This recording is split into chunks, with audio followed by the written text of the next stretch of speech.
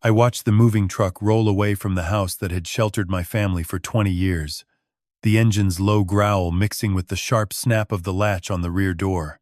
A gust of wind cut across the sidewalk, tugging at my coat and lifting a few loose leaves that danced before settling on the wet pavement. The smell of rain-soaked earth rose from the street, sharp and familiar, reminding me of the mornings I used to walk wrecks around the block before sunrise.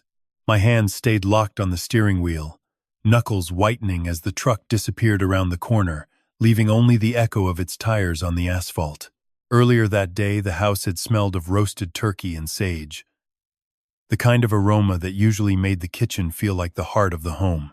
I had been moving between the stove and the dining table, checking the temperature of the bird, timing the gravy, making sure every plate was set just right.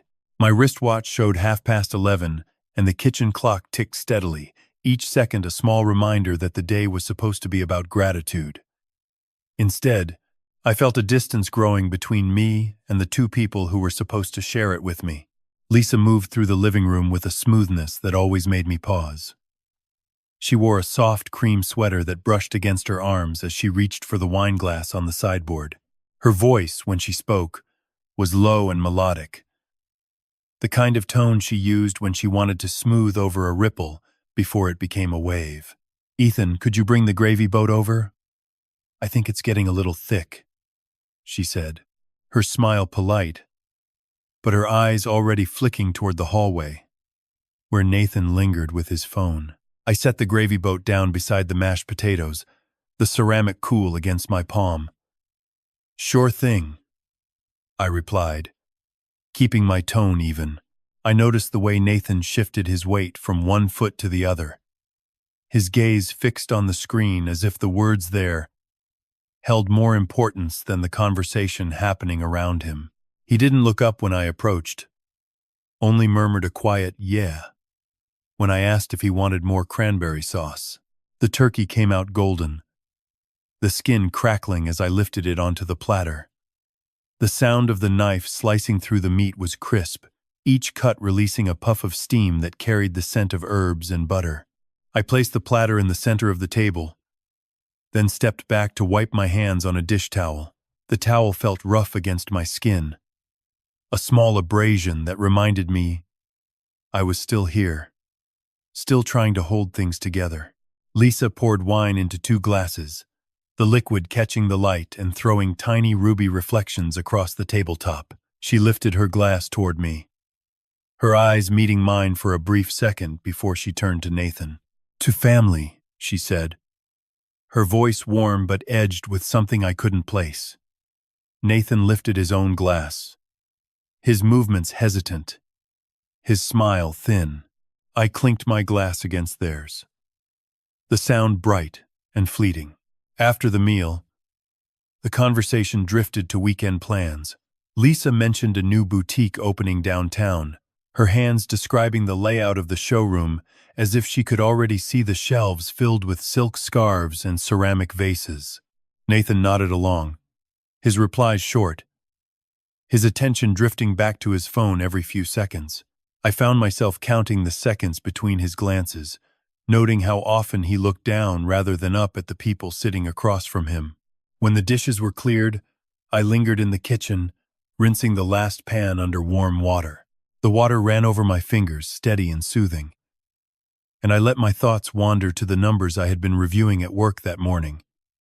A series of transactions that didn't quite add up, a small discrepancy that had nagged at me during my commute. I shook my head, trying to push the work aside, and turned to find Lisa standing in the doorway, her arms crossed. "You seem distracted," she said, her tone light but her eyebrows slightly raised. "Everything okay with the accounts?" I dried my hands on the towel, the fabric soft now from use. "Just a little thing that came up. Probably nothing." I forced a smile, hoping it didn't look as tight as it felt. She stepped closer, her perfume, a hint of jasmine and sandalwood, mixing with the lingering scent of turkey. "You know you can talk to me about anything, right? We're a team." Her hand rested lightly on my forearm, the touch brief, but deliberate. I swallowed, feeling the pulse in my throat. "I know," I said, my voice steadier than I felt. "Thanks."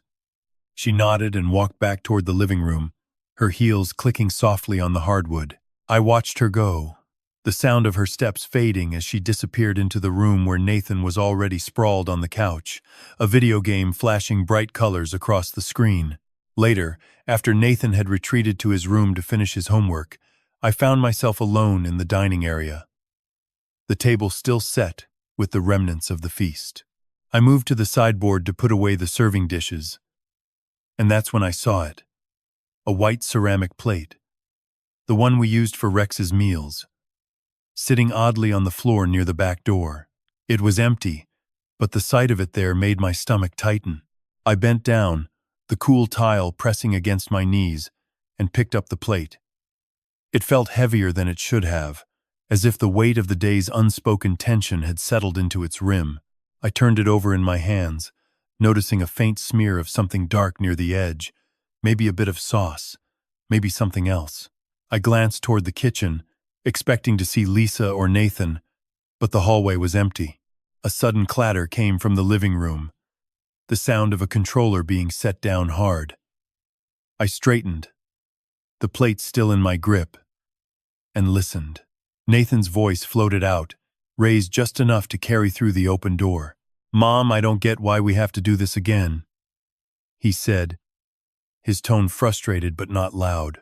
Lisa's reply came back smooth, each syllable measured. "Because it's important for you to learn how to handle things on your own, sweetheart. You'll thank me later." There was a pause, then a soft chuckle. "Besides, your dad's been working late all week. He needs his space." I held the plate tighter, the edges digging into my palm.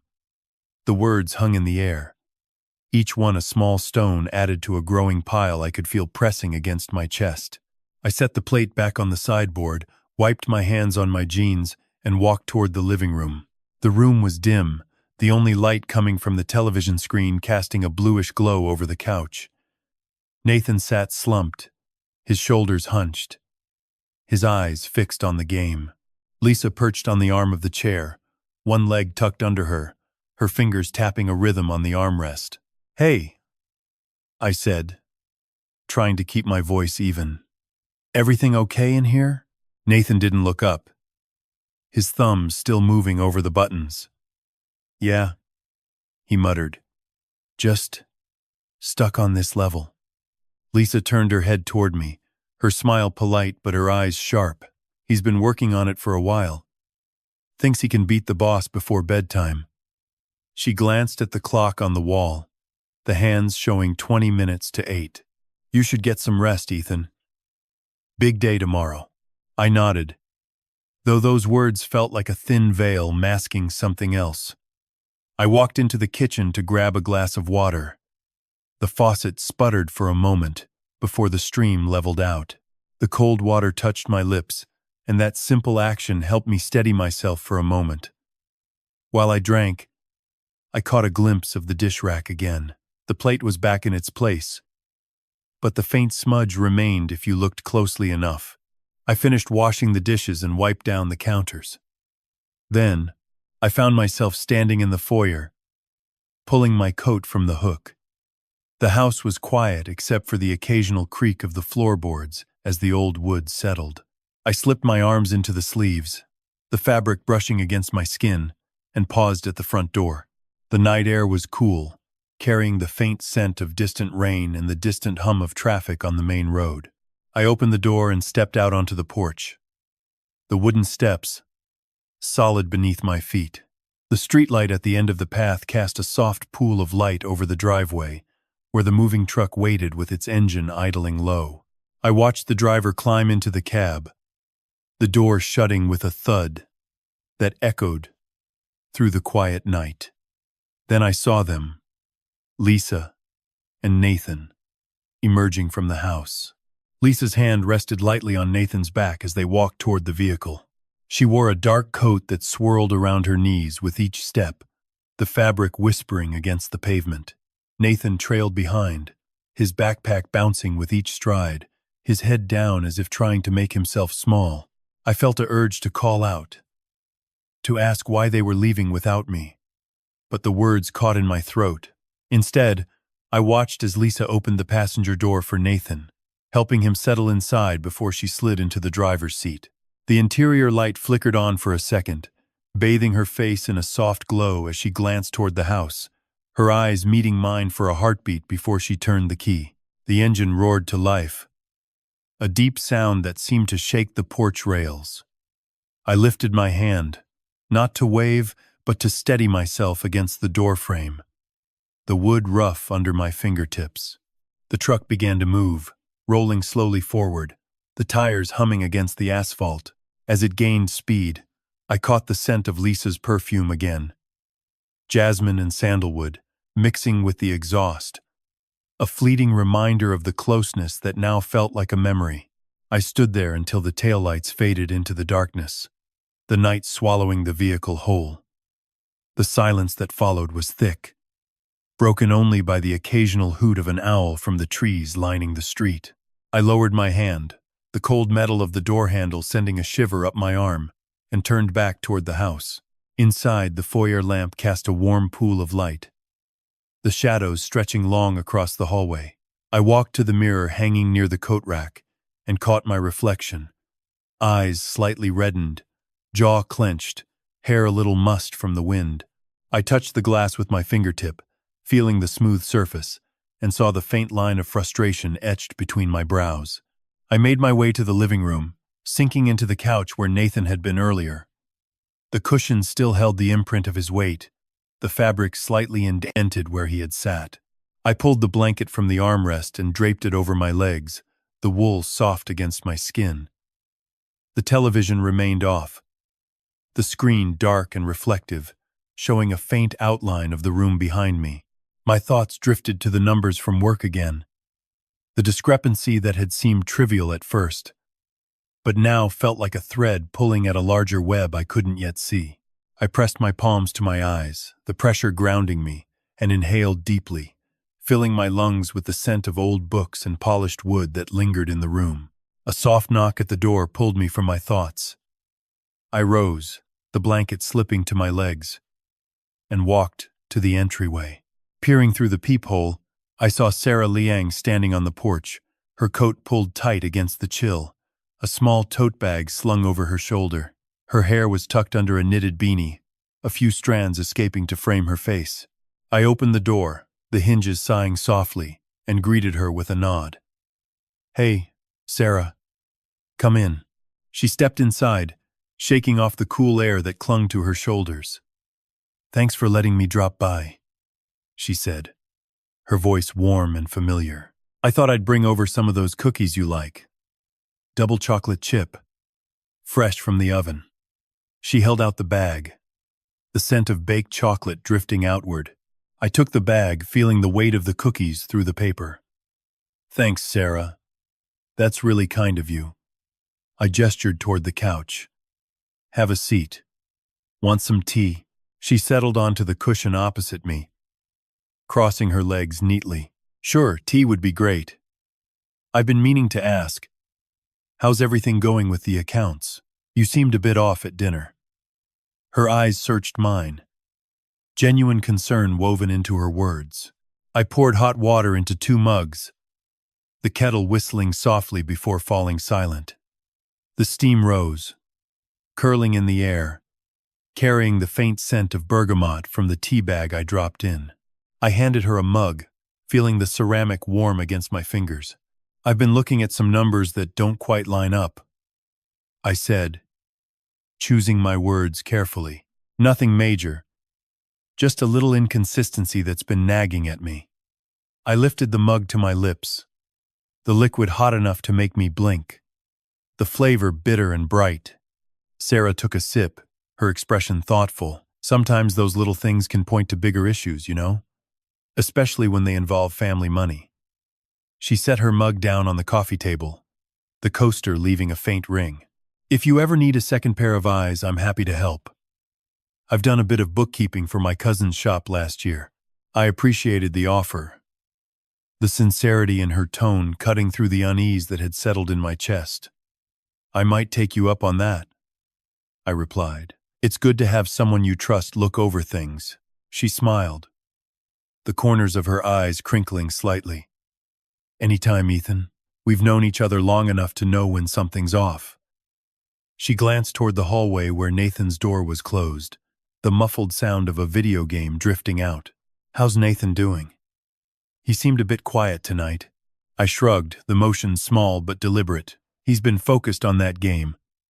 Typical 12-year-old stuff, I guess. I paused, listening to the faint bursts of electronic sound from behind the door. He's been spending a lot of time in his room lately. Sarah leaned forward, her elbows resting on her knees. Kids that age need space. But they also need to know someone's paying attention. If he's pulling away, it might be worth just sitting with him for a few minutes.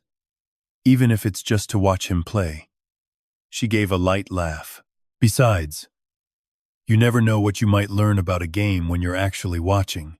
I considered her words, the weight of the spoon in my hand grounding me as I stirred my tea. I'll try that tonight, I said. Thanks for the reminder. She stood, smoothing her coat as she moved toward the door. No problem. Let me know if you need anything else. Cookies, advice, or just an ear to bend. She opened the door, the cool night air rushing in for a moment before she stepped out, closing it gently behind her. I returned to the couch, the tea now lukewarm, the mug heavy in my hands.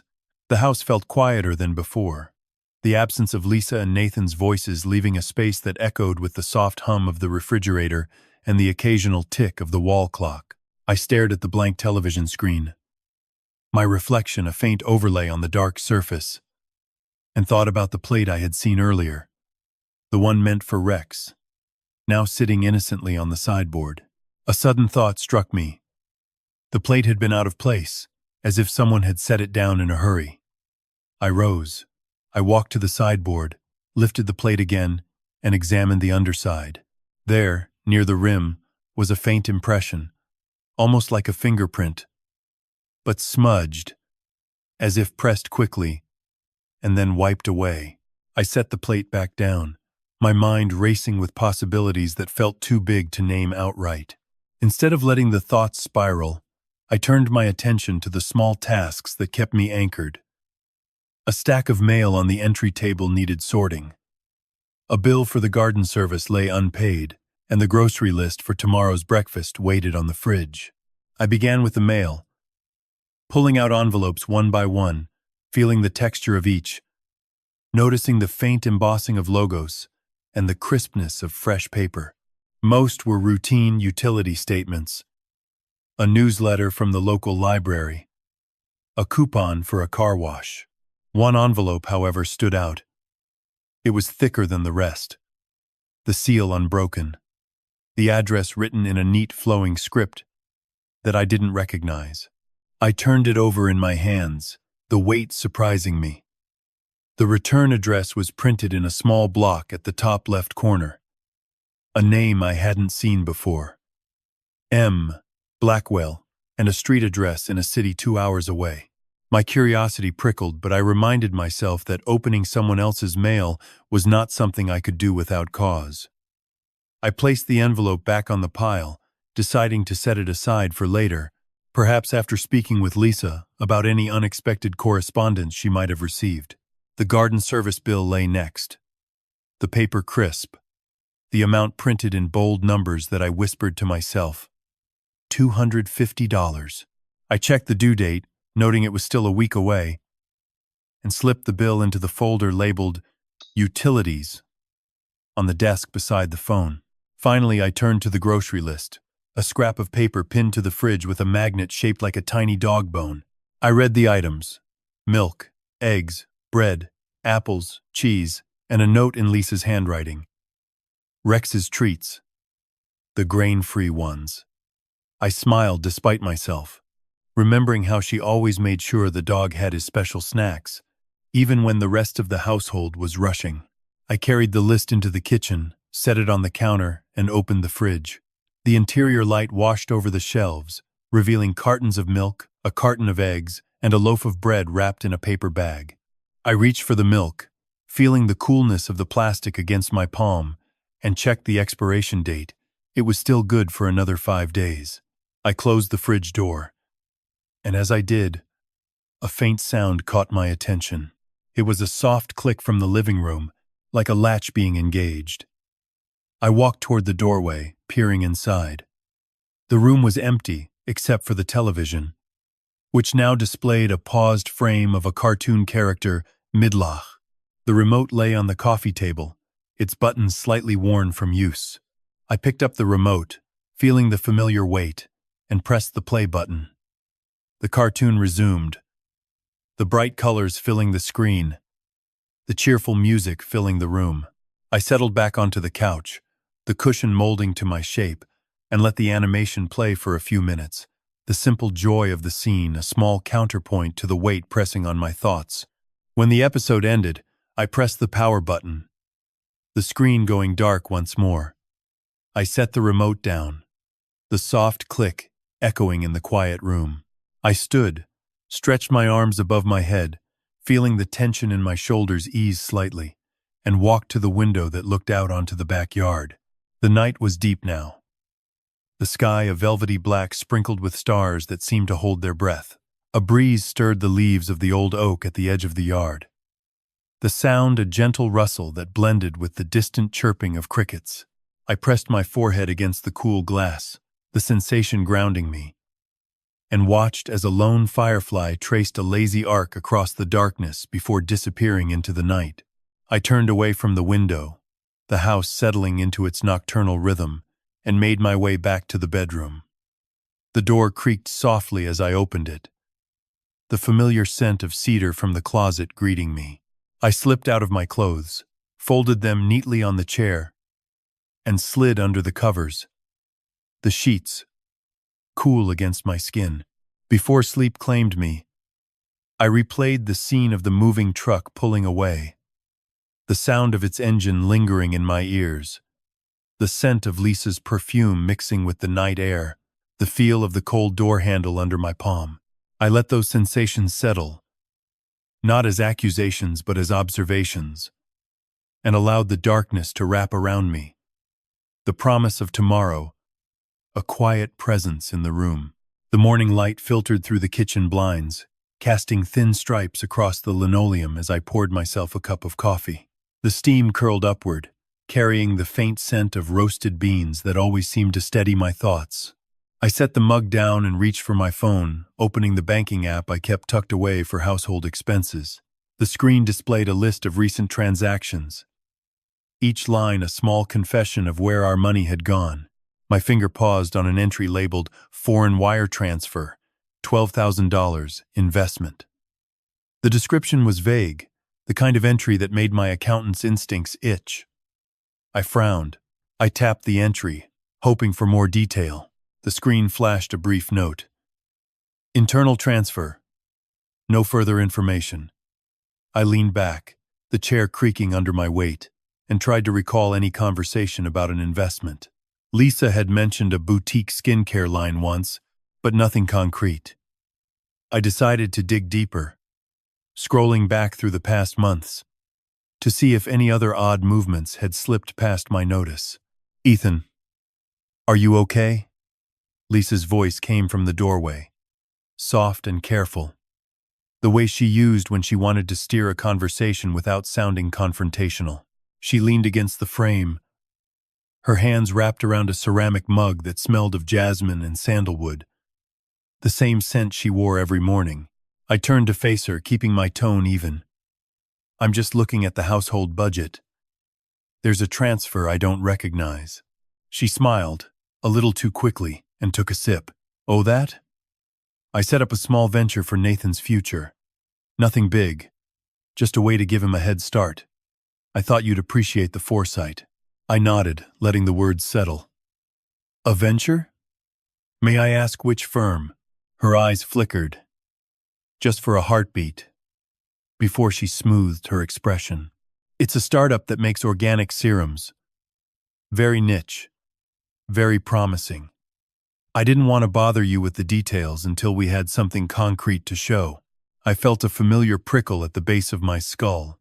the kind that rose when numbers didn't add up. I see. And the amount? 12,000 seems substantial for a startup in its earliest stage. She tilted her head, the picture of innocent curiosity. You know how this works, he said. Early investors often pay more to secure a better stake. I thought it would be wise to act now while the valuation is still low. I kept my voice calm. My mind, however, was already running calculations. If you don't mind me asking, could you share the name of the company? I like to keep track of where our money goes, especially when it leaves our joint account. She hesitated, then leaned in, her voice dropping to a conspiratorial whisper. It's called Everglow. They're still in stealth mode, so they don't have a public site yet. I have the paperwork somewhere. I'll show you later. I nodded again, storing the name away for later verification. All right. I'll look forward to seeing it. She smiled, relieved, and turned to leave. I'll get started on breakfast. Nathan's still asleep, but I think he'll love the pancakes I'm making. As she walked away, I felt the familiar tug of unease. I needed more than her word. I slipped back into the bedroom and pulled out the old notebook I kept for tracking irregular expenses.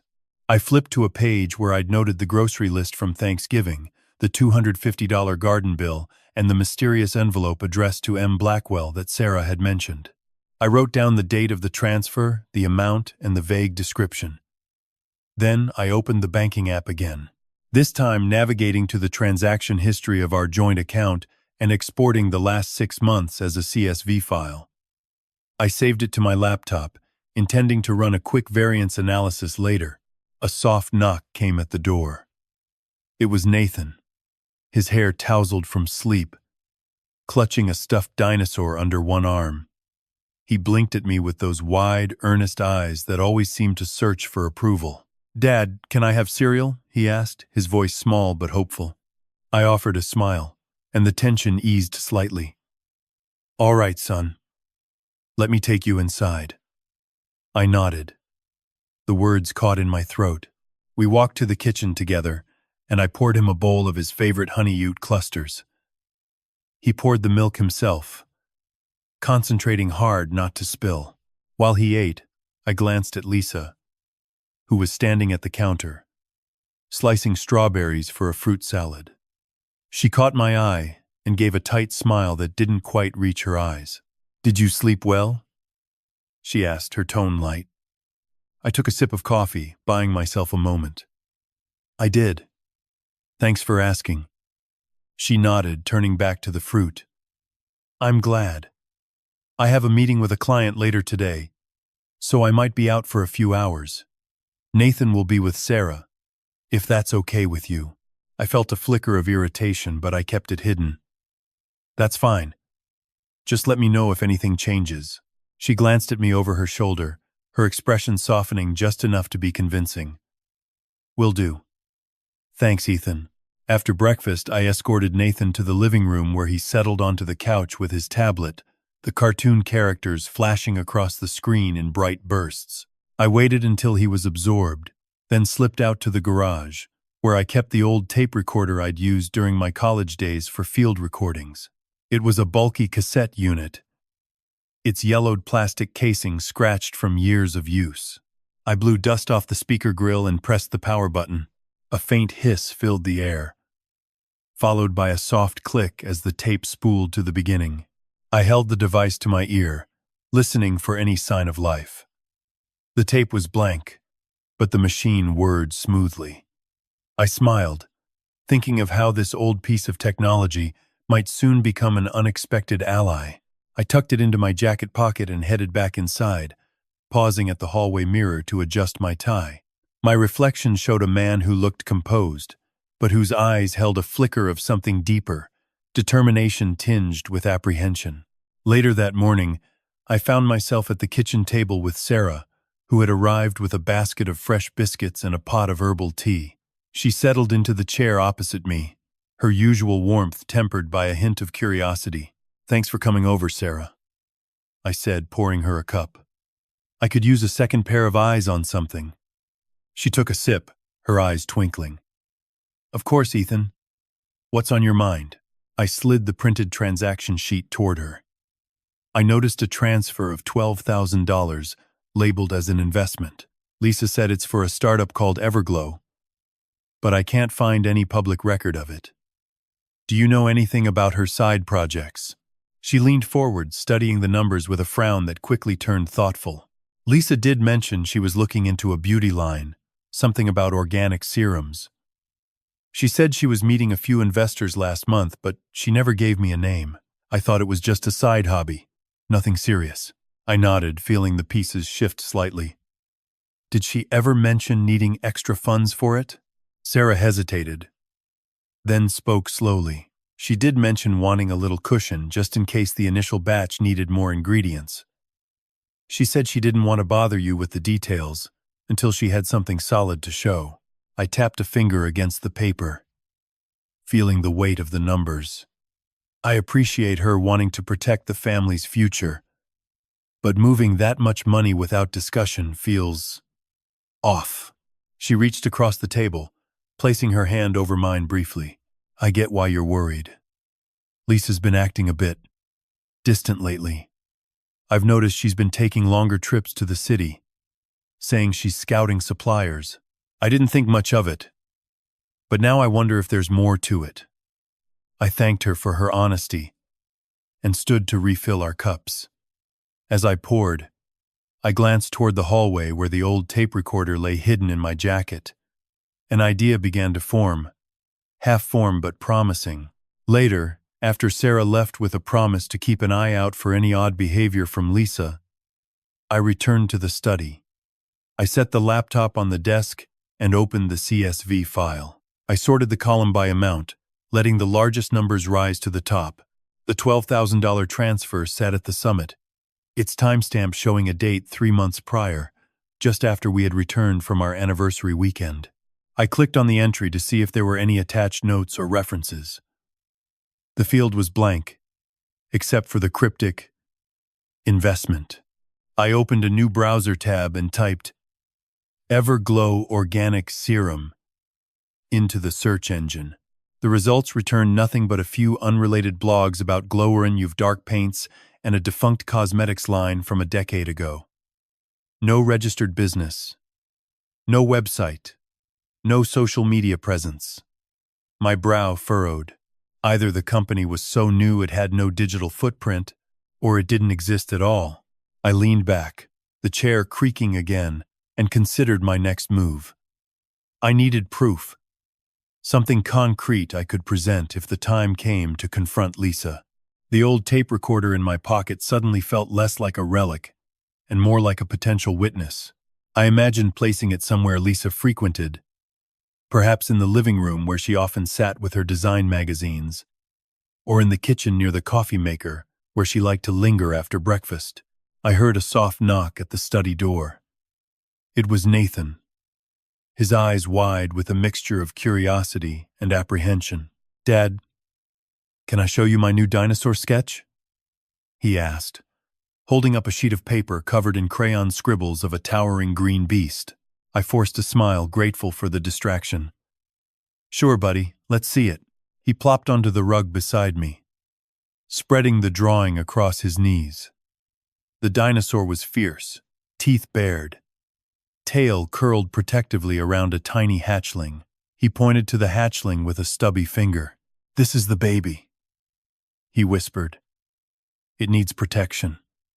I looked at his earnest face and felt a pang of something I couldn't quite name, perhaps the instinct to shield my own child from whatever storm was brewing. I ruffled his hair gently. "You're a good big brother, Nathan.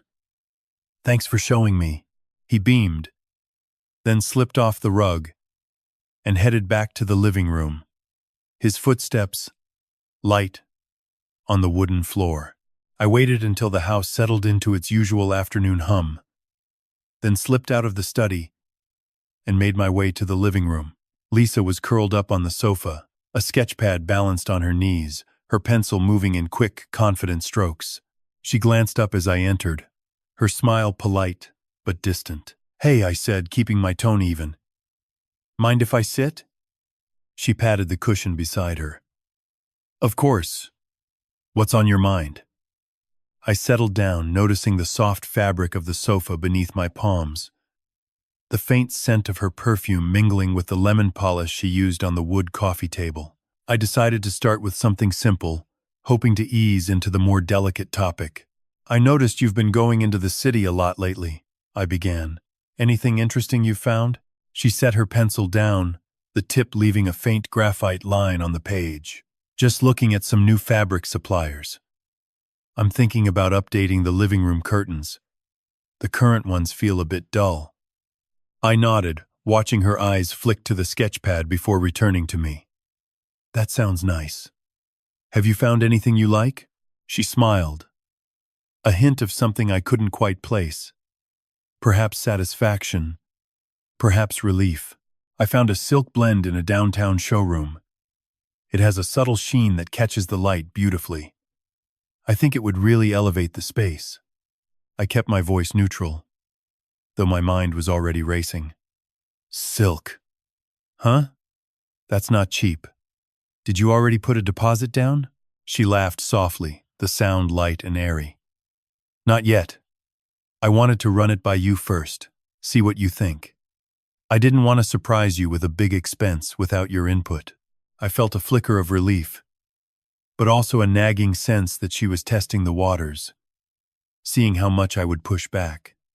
I decided to probe a little further, keeping my tone light. Speaking of big expenses, I saw a transfer of $12,000 labeled as an investment.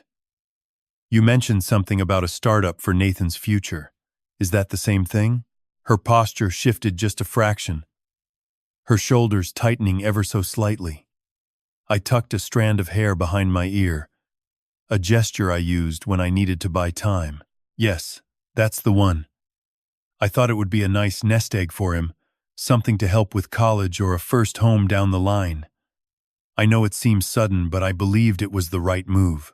I nodded, trying to keep my expression open. I appreciate wanting to secure his future. I just wish we had talked about it before moving that amount of money. It's a big sum for a joint account. She reached out and placed her hand over mine, her touch warm and familiar. I understand your concern, Ethan. I'll get you all the paperwork tonight. I promise there's nothing shady about it. It's just a chance to give Nathan a leg up. I squeezed her hand gently, feeling the familiar pulse of her skin against mine. Thank you, Lisa. I'd like to see those documents when you have them. She smiled, relief visible in the lines around her eyes. Of course. I'll have them ready after dinner. I stood, stretching my legs, and headed toward the kitchen to start dinner preparations. As I passed the hallway, I caught a glimpse of the old tape recorder, peeking out of my jacket pocket. I slipped it out, turned it over in my hand, and felt the weight of possibility. I placed it gently on the side table near the sofa, making sure it faced the room where Lisa would likely spend her evening. Later, after dinner, Lisa returned with a folder tucked under her arm. She set it on the coffee table and opened it, revealing a series of printed sheets, printed cover, to ensure clarity. I am ending now be prompt. Write part 2 only. 12 and a glossy brochure for a company called Everglow Organics. The brochure showed sleek bottles of serum, a logo of a leaf wrapped around a drop, and a list of ingredients that sounded both exotic and expensive. I flipped through the pages, noting the address listed for the company's headquarters, a suite in a building downtown that I recognized as a shared office space. Lisa pointed to a highlighted line on one of the sheets. Here's the wire confirmation. It shows the $12,000 transfer to an escrow account held by the firm's legal representative. The funds are earmarked for the first production run. I scanned the document, my eyes catching the bank's logo, the date, the amount, and the beneficiary name. Everglow Escrow Services, LLC. The details looked legitimate, but something in the way the paper felt, the slight gloss of the brochure, made me wonder how easy it would be to fabricate such a packet. Did you meet with anyone from the company? I asked, keeping my tone curious rather than accusatory. She nodded. her gaze dropping to the brochure. I met with their lead chemist, a woman named Dr. Hale. She walked me through the formulation process, showed me the lab where they blend the ingredients. It was impressive. I felt a flicker of relief, but also a persistent itch at the back of my mind. I decided to test the waters a little more, using a tactic that had served me well in audits, asking for something concrete that would be hard to fabricate without inside knowledge. "Could you show me the email thread where you discussed the terms with Dr. Hale?" I asked, keeping my voice light. I'd love to see how the negotiation went. She hesitated just a beat longer than before, then smiled. A little tighter this time. "I don't have the emails on me right now. I usually keep them on my work laptop, which is at the office. I can forward them to you tomorrow if you'd like." I nodded, accepting her explanation, though a small part of me wondered why she hadn't printed them already, if she was so eager to prove legitimacy. "Sure, that would be great," I said. "Thanks for being transparent, Lisa." She closed the folder with a soft snap, her expression softening. "I'm glad we could talk about this. I know money can be a touchy subject, but I always want us to be on the same page."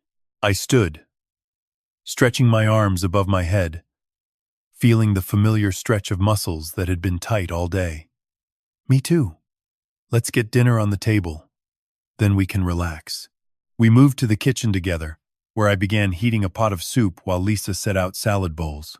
The clink of cutlery and the low hum of the refrigerator filled the space, a comforting backdrop to the undercurrent of thoughts swirling in my mind. After we ate, I retreated to the study, the house quieting as the night deepened. I pulled the tape recorder from the side table, pressed the record button, and placed it discreetly behind a stack of design magazines on the coffee table, exactly where Lisa would likely rest her arms while she sketched. I pressed play, listened for a moment to ensure the device was picking up ambient sound, then stepped back, letting the machine do its work. I sat at my desk, opened my laptop, and pulled up the bank statement again.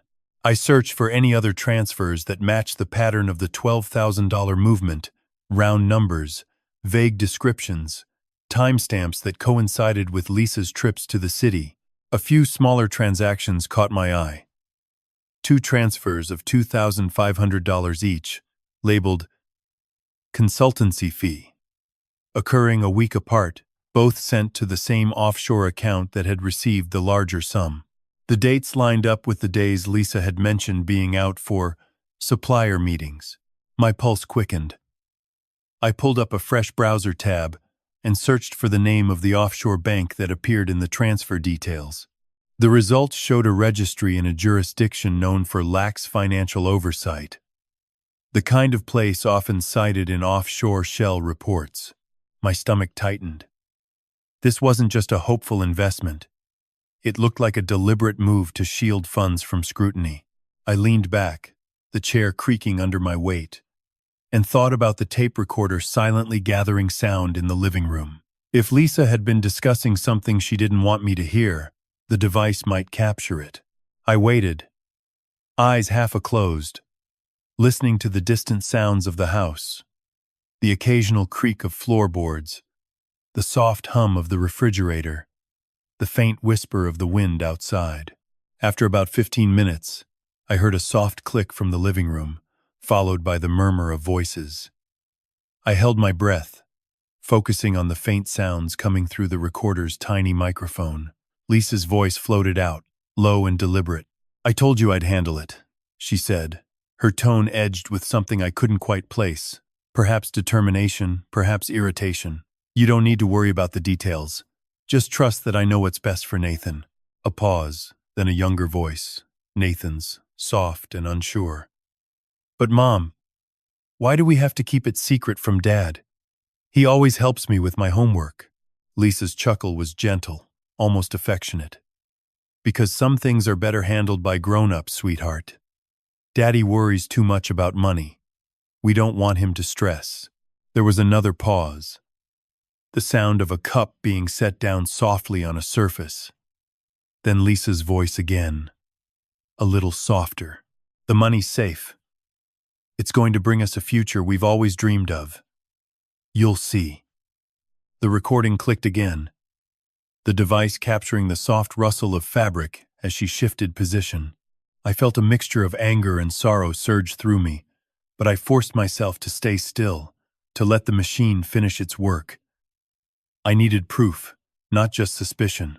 When the recording stopped after about 20 minutes, I carefully retrieved the device, slid it into my pocket, and rose from my chair.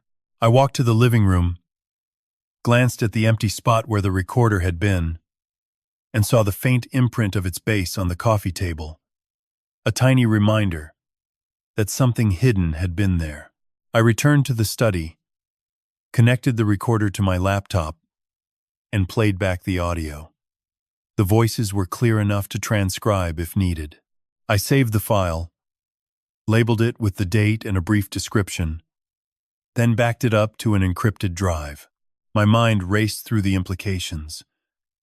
Lisa had been moving money offshore, concealing the true purpose behind a veneer of entrepreneurial ambition. She'd involved Nathan, perhaps unwittingly, in a web of secrecy that excluded me. The velvet soft facade of a boutique skincare startup was beginning to look like a smokescreen for something far less benign. I stood, stretched once more, and walked to the window. The night outside was deep. The sky, a velvety black peppered with stars that seemed to hold their breath, just as they had the night before. I pressed my forehead against the cool glass, feeling the vibration of the distant hum of the city through the pane. A single firefly traced a lazy arc across the darkness before vanishing into the night. I turned away from the window, my resolve hardening like the clay of a potter's wheel. I needed to bring this into the light, to protect my son and to reclaim the honesty that had always been the foundation of our marriage.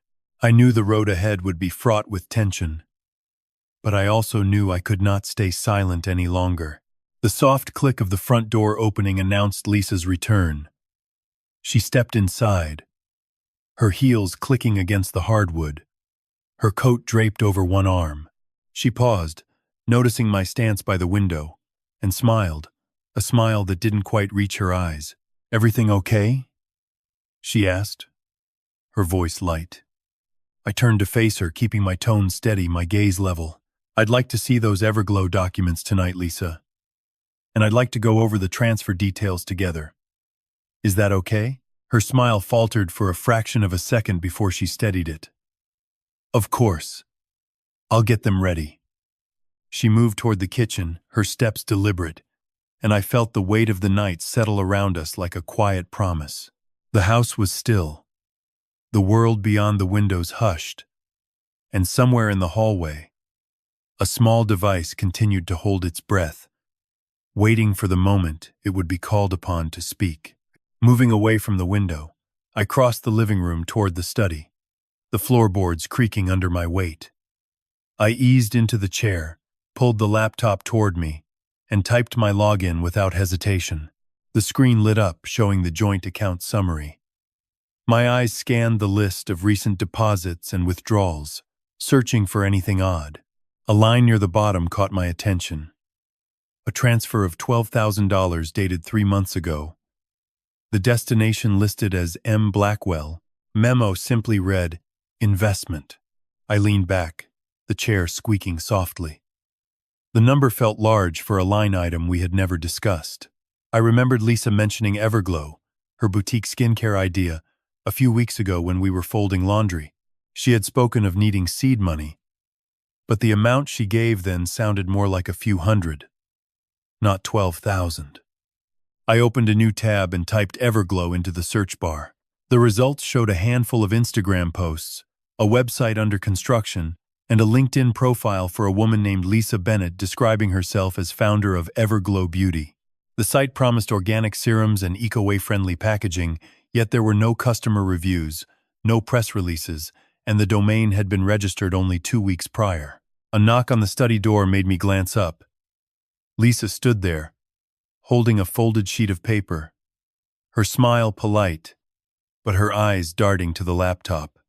"Did you find what you were looking for?" she asked, voice light. I closed the laptop lid slowly, the click echoing in the quiet room. I saw a transfer to Monsieur Blackwell for 12,000. The memo said, investment. Is that related to Everglow? I kept my tone even, trying not to let the question sound accusatory. Lisa's smile tightened for a heartbeat before she smoothed it out. Yes, that's the seed fund I talked about. I wanted to keep it separate until the paperwork cleared. So I used a temporary account. I'll show you the documents tonight. She stepped inside, placing the paper on the desk. Here's the preliminary agreement. It's still a draft, but you can see the vision. I picked up the sheet, feeling the thin paper between my fingers. The heading read, Everglow Beauty. Investment terms. The numbers listed a total raise of 50,000, with 12,000 already secured from private partners. My gaze flicked to the signature line, which was blank. Who are the private partners? I asked, trying to keep my voice steady. Lisa glanced toward the door, then back at me. Just a few friends who believe in the concept. I'll introduce you once. Everything is formal. She turned to leave, pausing with her hand on the knob. I'll get those documents ready for you after dinner, okay? She gave a small nod and slipped out, her heels clicking against the hardwood as she went. I set the paper down, the edges slightly curled. The house felt quieter than before, as if the walls were listening. I returned to the laptop, opened the bank statement again, and traced the transaction with my fingertip. The M. Blackwell account showed no other activity, just the incoming 12,000 and a pending outgoing wire to an overseas bank labeled Cayman Funds. My mind raced, but I forced myself to focus on the present. I needed more proof before confronting her again. I decided to call Sarah, Lisa's longtime friend, to see if she had heard anything about the venture. I picked up the phone, tapped Sarah's number, and waited. After 2 rings, her warm voice filled the line. Hey Ethan, what's up? She said, her tone cheerful. I hesitated, choosing my words carefully. Sarah. Lisa mentioned she's working on a beauty startup called Everglow. Have you heard anything about it? Sarah laughed softly. Oh yeah, she's been buzzing about it for weeks. She says it's going to be the next big thing in clean skincare. She even showed me a sample jar the other day. Smelled like lavender and mint. She paused, then added, she told me she's raised some money from a couple of investors she met at a networking event. Said she wanted to keep it low-key until the formula was perfect. I swallowed, the words forming a knot in my throat. Do you know how much she's raised? Sarah's voice dropped a notch. She mentioned 12,000, I think. Said it was enough to get the first batch produced. She hesitated. I didn't ask for details, I just wanted to be supportive. Thanks, Sarah, I said, keeping my tone neutral. I'll let you know if I need anything else. Anytime, she replied. And the line went dead. I lowered the phone, the silence in the room pressing against my ears. I glanced at the Everglow paper again, the blank signature line staring back at me. Something didn't add up, but I had no concrete proof yet. I stood, stretched my arms above my head, and walked to the kitchen. Lisa stood at the counter, arranging a stack of printed pages into a neat pile. She looked up as I entered, her expression calm. Ready to look over the documents? She asked, sliding the stack toward me. I pulled the chair out, sat, and began to read. The document outlined a 5-year projection, promised returns of 15% annually, and listed a manufacturing partner in Oregon. The financial section showed the 12,000 as initial capital, with a note that additional funding would come from future rounds. The language was polished, yet the lack of specifics about the manufacturing partner's name or address felt vague. Where is the manufacturer located? I asked, pointing to the line. Lisa's eyes flickered to the paper, then back to me. I don't have the exact address yet. They're finalizing the contract. I'll share it once it's signed. She tapped a finger on the page. The important part is that the product is ready for launch in 3 months. I nodded, trying to keep my face neutral. And the 12,000. Does it cover everything needed for the first batch? She smiled, a little too wide. It covers the raw materials, packaging, and a small marketing push. The rest will come from sales. She leaned in, her voice dropping. You know I wouldn't risk Nathan's future on a gamble, Ethan. This is for us. I felt a flush rise to my cheeks. Not from anger, but from the realization that she was framing the secrecy as protection. I forced myself to breathe slowly, letting the air fill my lungs. Lisa gathered the papers, tucked them into a folder, and placed it beside my plate. Dinner's almost ready. Let's eat, then we can talk more if you want. She turned toward the stove, the scent of rosemary chicken drifting into the room. We ate in relative quiet, the clink of utensils the main sound. Afterward, Lisa cleared the table, wiped the counter, and returned with 2 mugs of tea. She set one in front of me, steam curling upward. Anything else on your mind? She asked, her voice soft. I hesitated, then chose a question that sounded innocent. Do you think we should set up a joint meeting with your lawyer to review the Everglow paperwork? Just to be sure everything's tight. Lisa's gaze narrowed slightly, then softened. That's a smart idea. I'll call David Chen tomorrow and see if he can fit us in. She lifted her mug, took a sip, and held my eyes over the rim. Thanks for looking out for us, Ethan. The tea warmed my hands, but a chill still lingered along my spine. Later, after the mugs were empty, Lisa rose to fetch a blanket from the closet. The steady hum of the washing machine vibrated through the floorboards beneath my bare feet. As she passed the hallway, her phone buzzed on the console table. She glanced at the screen, her eyebrows lifting for a split second before she pressed the device to her ear. Hello? She said, voice low. I couldn't hear the caller, but the conversation lasted less than 10 seconds.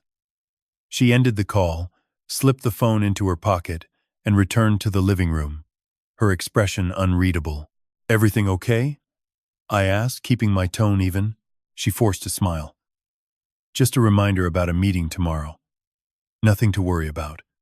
She settled onto the couch, pulled the blanket over her legs, and patted the cushion beside her. Come sit, let's watch something light. I hesitated, then lowered myself onto the cushion, the fabric soft under my weight. The television flickered to life, a comedy playing low in the background. As the laugh track rose, I felt Lisa's shoulder brush mine, a brief contact that spoke of closeness and distance at the same time. The night deepened outside, the streetlights casting soft pools of amber on the lawn. I stared at the screen, but my thoughts kept returning to the 12,000, the blank signature line, and the hushed phone call in the hallway. A soft chime came from my phone on the coffee table. I picked it up, saw a notification from the bank. A new transaction flagged for review. Amount 12,000. Destination marked as overseas. I looked up, met Lisa's eyes, and saw a flicker of surprise before she masked it with a calm smile. Looks like the bank caught something, I said, voice steady. She lifted her chin, eyes narrowing just a fraction. Maybe it's a mistake. I'll call them in the morning. I set the phone down, the weight of the secret pressing harder than before. I paused, listening to that rhythmic beat, and let the sound fill the quiet kitchen. Morning light streamed through the curtains, casting soft streaks of brightness across the stone floor. I turned toward the hallway, where the faint scent of rosemary roasted chicken still lingered from the night before. I placed my hand on the cool doorknob of the study and pushed the door open. Inside, the desk lamp cast a warm pool over the scattered notes. What is this? I asked, trying to keep my voice steady. I sat in the chair, the leather creaking softly as I settled. The laptop screen glowed, displaying the bank alert from overseas transfer flag from moments ago. My eyes moved to the numbers, then to the name M. Blackwell. A low hum rose in my chest. Not anger, but a sharp awareness that something had been concealed. I reached for the phone, its weight familiar in my palm. I dialed the number I had saved from a previous consultation, the one I had tucked away after a seminar on divorce finance.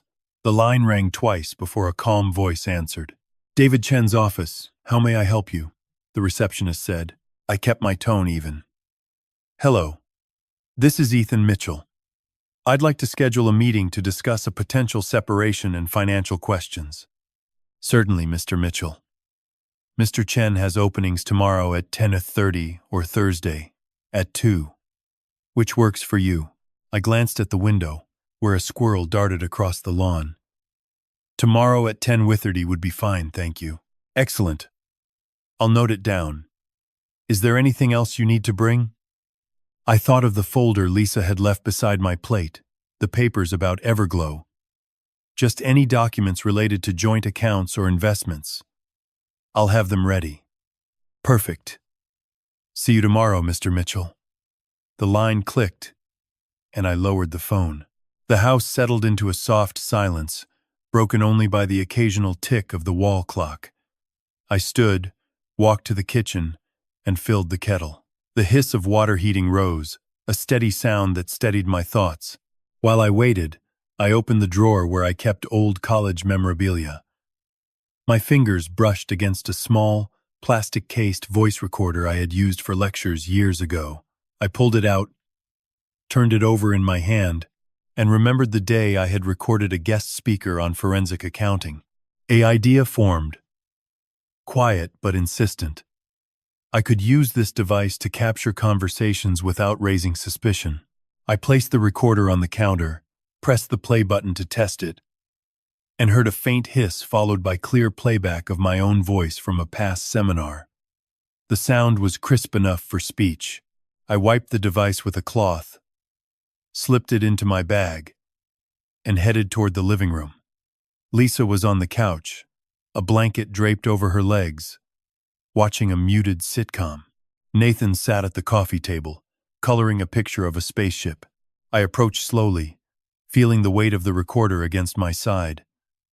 "Hey, Lisa. Mind if I join you for a minute?" I asked, keeping my voice light. She smiled, turning her head. "Sure, Ethan. What's up?" I sat on the edge of the couch, the cushion yielding under my weight. "I was thinking about Everglow.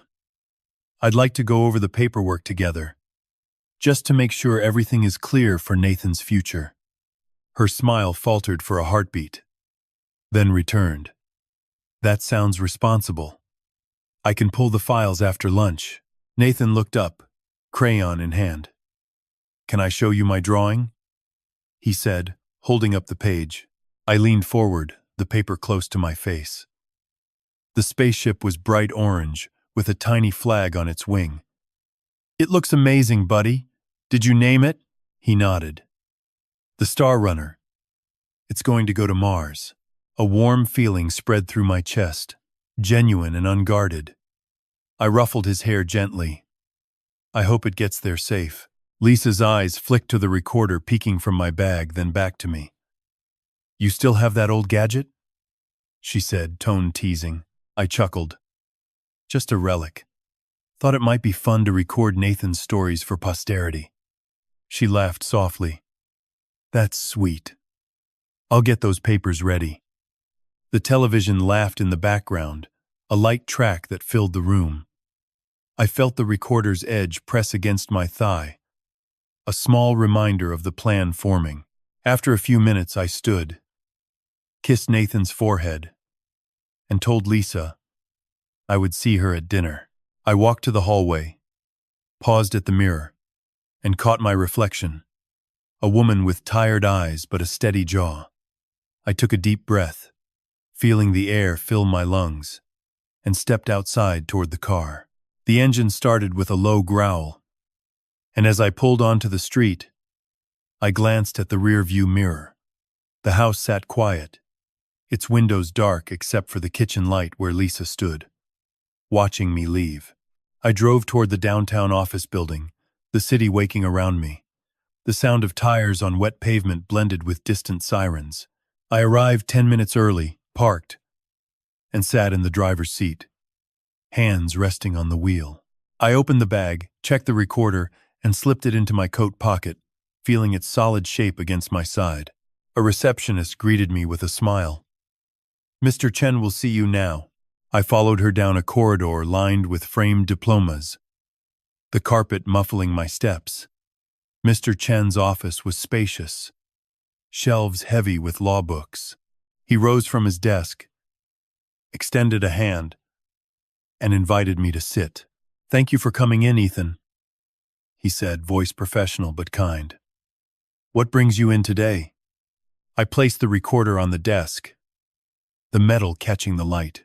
"I've discovered some unsettling financial movements and want to understand my options regarding separation and protecting my son's interests."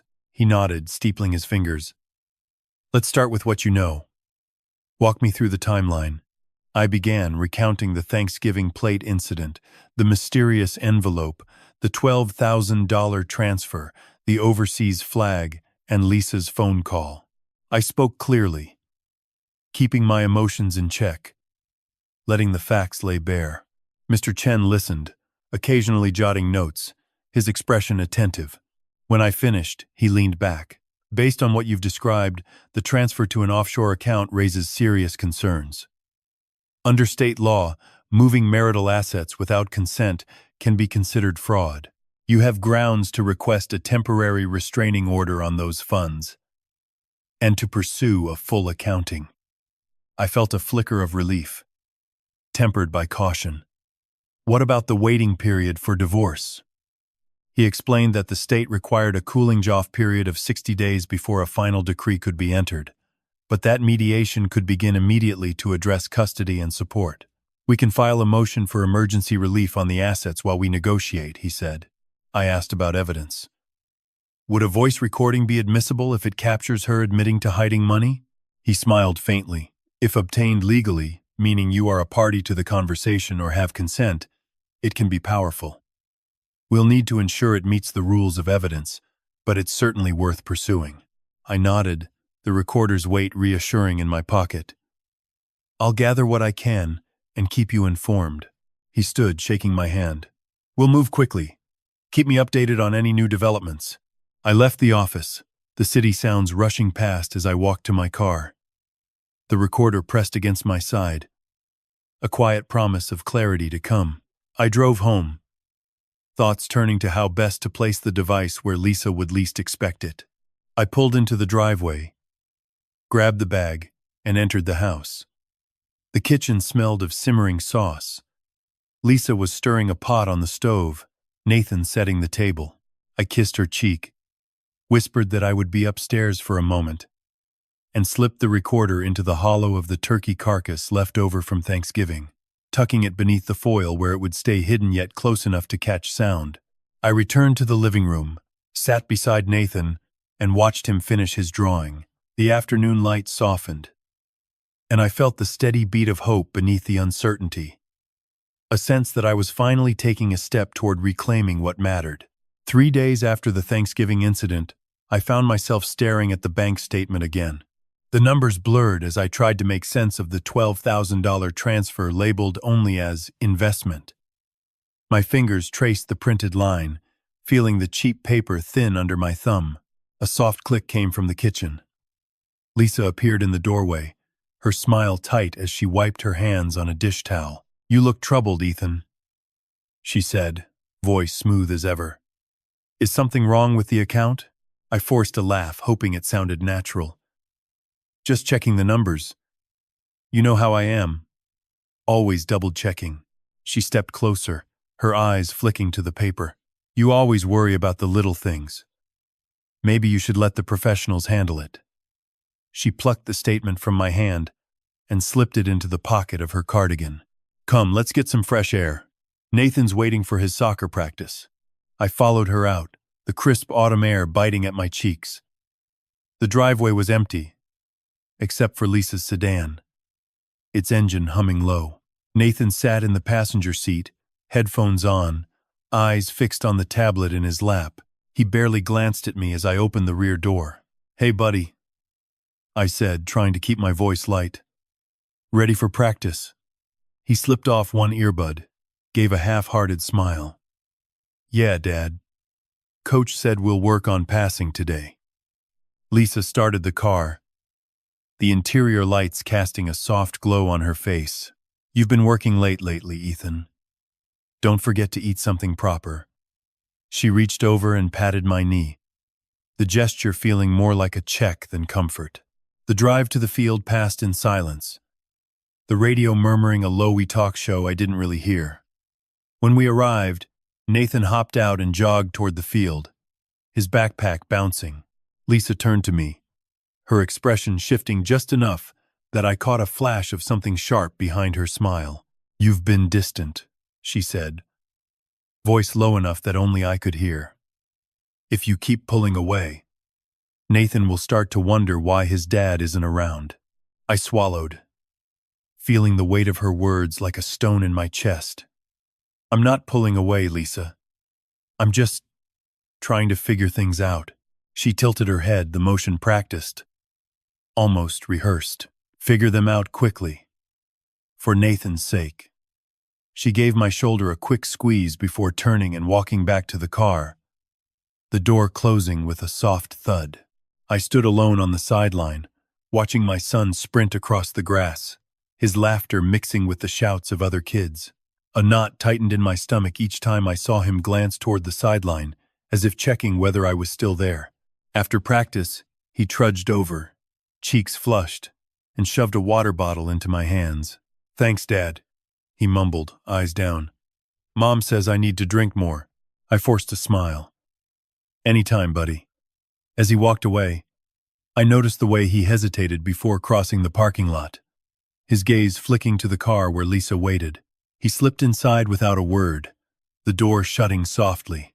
That night, after Nathan had gone to bed, I sat at the kitchen table with the laptop open, trying to trace the offshore account. The screen blinked, asking for a password I didn't have. A soft knock sounded at the door. Lisa entered, holding a steaming mug of tea. I thought you might like something warm, she said, placing the mug in front of me. She leaned against the counter, her arms crossed, eyes studying my face. You've been quiet lately. Is everything okay at work? I forced a chuckle, the sound hollow. Just the usual stress. Nothing I can't handle. She nodded, but her gaze lingered on the laptop screen. You know, sometimes letting go of control makes things easier. Trust that things will work out. She picked up the mug, took a sip, and then set it down exactly where it had been. I'll leave you to it. When she left, I exhaled slowly, feeling the air leave my lungs like a sigh. The house felt too quiet, the walls seeming to close in. I glanced at the hallway closet where I'd hidden the recorder inside the Thanksgiving turkey, now long gone. The device was still there, silent, waiting for a moment that never seemed to come. The next morning I found Lisa in the study, her hands moving swiftly over the stack of financial papers I kept in the drawer. She looked up, startled, as I stepped in. What are you doing? The kettle began to whistle, a piercing sound that sliced through the silence. She smoothed the papers with a practiced motion. Just organizing. You always leave things everywhere, and I thought I'd help. She slipped a folder into her bag, the one labeled Joint Accounts Tax. I'll take this to the accountant later. Saves you a trip. I watched her leave, the folder swinging at her side. A cold prickle ran down my spine. The folder contained the recent statements I'd been trying to review. My heart hammered as I imagined her walking away with the very proof I needed. Later that afternoon, my phone buzzed with a call from Nathan's school. The voice on the line was crisp, formal. Hello. This is Miss Langley from Jefferson Middle. I'm calling about Nathan. He seemed withdrawn in class today, and he mentioned feeling confused about what's happening at home. My throat tightened. Is he okay? He's safe, but he's upset. He said his mom told him to tell his classmates that his dad doesn't want to spend time with him. She paused. I thought you should know. I thanked her, hung up, and stared at the wall. The words echoed. His mom told him to say that. I pictured Lisa's face, the way she'd spoken to Nathan earlier, the casual ease with which she twisted the truth. That night, after Nathan had gone to bed, I crept back to the study. The drawer was empty. The folder was gone. I opened the laptop again, hoping to find a backup, but the screen stayed blank. A soft click came from behind me. I turned to see Lisa standing in the doorway, arms crossed, her expression unreadable. "You've been looking for something," she said, voice low. "It's not healthy to obsess over numbers when you should be focusing on family." I swallowed, feeling the accusations settle like dust on my tongue. "I just want to know what's happening with our money." She stepped closer, the scent of her perfume mixing with the faint smell of dinner still lingering in the air. Sometimes trust means letting go of the need to see every detail. She placed a hand on my shoulder, the pressure light, but firm. "You'll sleep better if you stop worrying." I nodded, unable to speak, and she slipped away, leaving me alone with the humming refrigerator and the feeling that the ground was shifting beneath my feet. "I need to talk to you about the graduation," I said. Lisa looked up from the flower arrangement she was arranging on the kitchen table, her hands still sticky with glue. "What about it?" she asked, voice light, but eyes already shifting. I swallowed, feeling the weight of the recorder hidden in the turkey carcass from Thanksgiving pressing against my ribs. "I want to make sure Nathan knows how proud we are of him." She smiled, a tight curve that did not reach her eyes. "Of course. He will be thrilled to see us both there." I nodded, feeling the familiar knot tighten. The kitchen smelled of rosemary and butter, a reminder of the holiday feast that now felt like a prop in a play I did not want to play. "You seem distracted," Lisa said, tilting her head. "Is everything okay at the office?" I forced a laugh. "Just the usual numbers. Nothing worth worrying about." She returned to her ribbons. The soft rustle of fabric, the only sound besides the ticking clock above the sink. I watched her fingers move, each twist a small deception, each knot a promise she would not keep. Later that afternoon, I drove to the school parking lot early, the engine humming low as I waited for the ceremony to begin. The sky was a pale blue, hinting at the promise of spring. Children laughed in the distance, their voices bouncing off the brick walls. When the ceremony started, I found a seat near the back, Nathan waving shyly from the stage. Lisa sat beside me, her hand resting lightly on my thigh, a gesture that felt more like acclaim than comfort. The principal spoke, his words muffled by the occasional cough from the crowd. I focused on Nathan's profile, the way his hair caught the light, the slight tremor in his chin as he waited for his name. After the diplomas were handed out, the crowd erupted in applause. Lisa leaned close, whispering, "He did so well." I forced a smile, my mind drifting to the small device tucked inside the cold turkey, waiting for the right moment. As the crowd began to disperse, a cousin knocked over a tray of cookies, sending a plate crashing to the floor. The sudden clatter drew eyes, and the old tape recorder, jostled by the impact, clicked on. A soft whir filled the air, then a distorted meow echoed from the plate, making several people chuckle. I felt a flush rise, thinking the cat had caused the noise. Then, clearer than the laughter, Lisa's voice cut through the chatter, sharp and edged with frustration. "You will tell everyone that your father abandoned you, that he does not care about you." My blood turned cold. The recorder continued, capturing every word. Nathan's face paled, his eyes darting between us. He opened his mouth, voice shaking. I don't want to lie." Lisa's grip tightened. "You will say it, or you will disappoint me again." The recorder clicked again, then fell silent as the plate settled. The crowd murmured, unaware of the drama unfolding in the small circle around us. I stepped forward, voice steady despite the hammering in my chest. "Lisa, we need to talk." She turned, her smile now a thin line. "About what?" "About the money you moved last year," I said, keeping my tone even. About the $12,000 you moved to that offshore account. Her eyes narrowed, the pleasant mask slipping. You have no proof. I reached into my coat pocket, pulling out the printed bank statement I had printed the night before. I have the transfer date, the amount, the destination. I also have the receipt from the fancy restaurant where you and Nathan dined alone. She glanced at the paper, then at Nathan, who stared at the floor, tears glistening. I continued, voice low but firm. And I have this.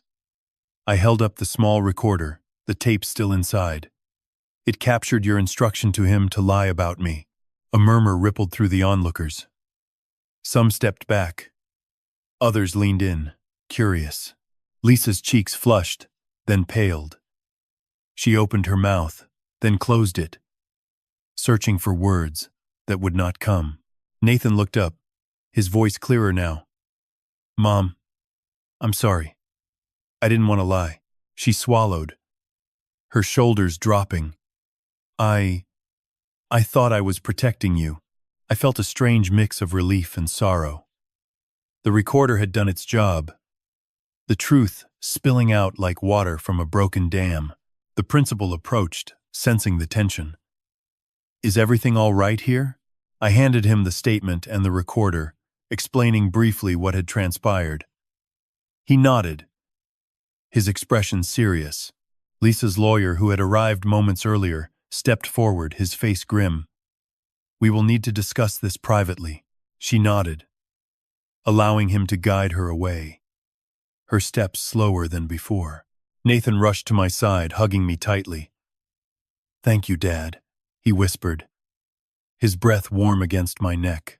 I held him, feeling the steady beat of his heart against mine. A sound that felt like a promise.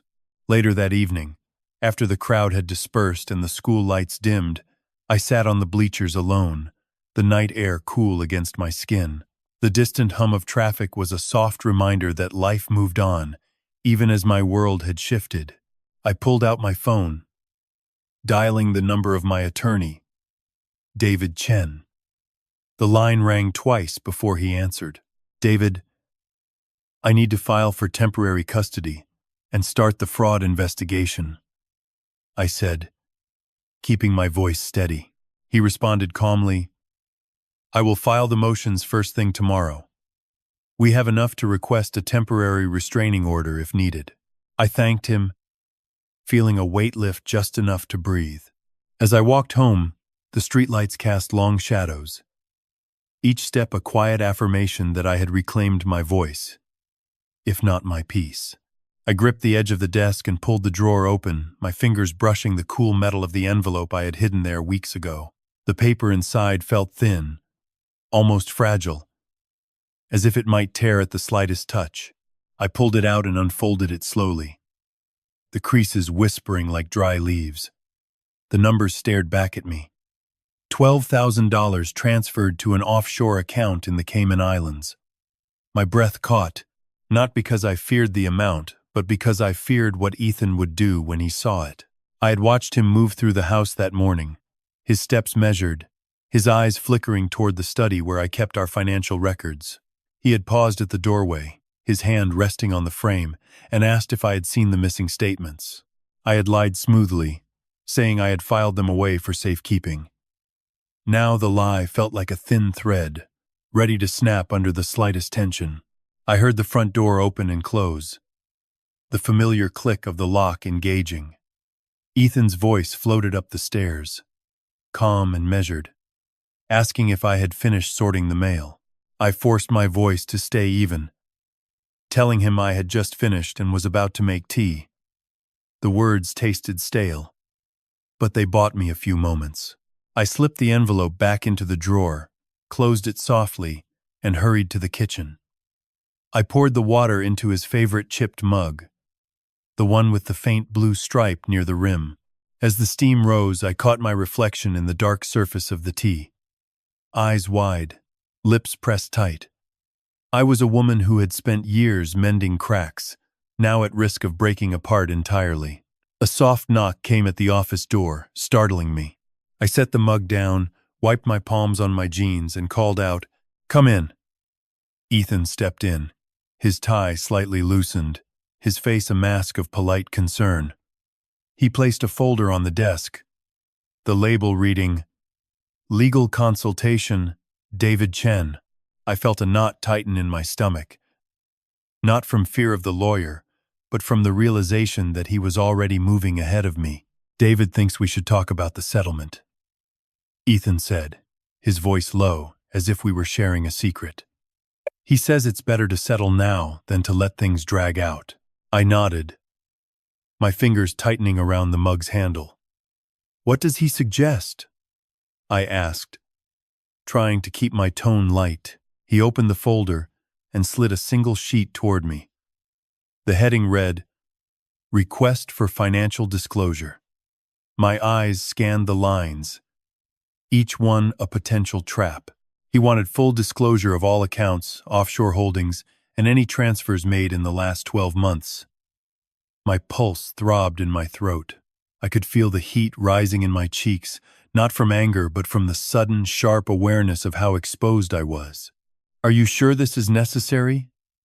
I asked, my voice softer than I intended. We could work this out between us. He leaned back in his chair, the leather chair, his elbows resting on the armrests. I want to protect Nathan, he said. I don't want him caught in the middle of a fight he doesn't understand. His gaze flicked to the window, where the late afternoon sun painted the kitchen floor in gold. And I want to make sure you're taken care of. I felt a flash of something sharp and unexpected. Perhaps relief, perhaps guilt, mixed together. I set the mug down, the ceramic clinking softly against the saucer. You think I'm hiding something? I asked, the words slipping out before I could stop them. He hesitated, then answered, I think there are things we haven't talked about, things that need to come out.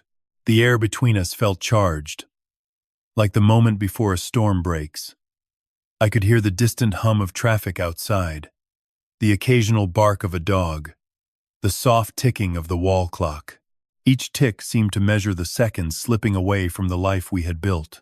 I stood up, needing to move, to break the tension. I walked to the window and looked out at the street where the maple trees were just beginning to turn.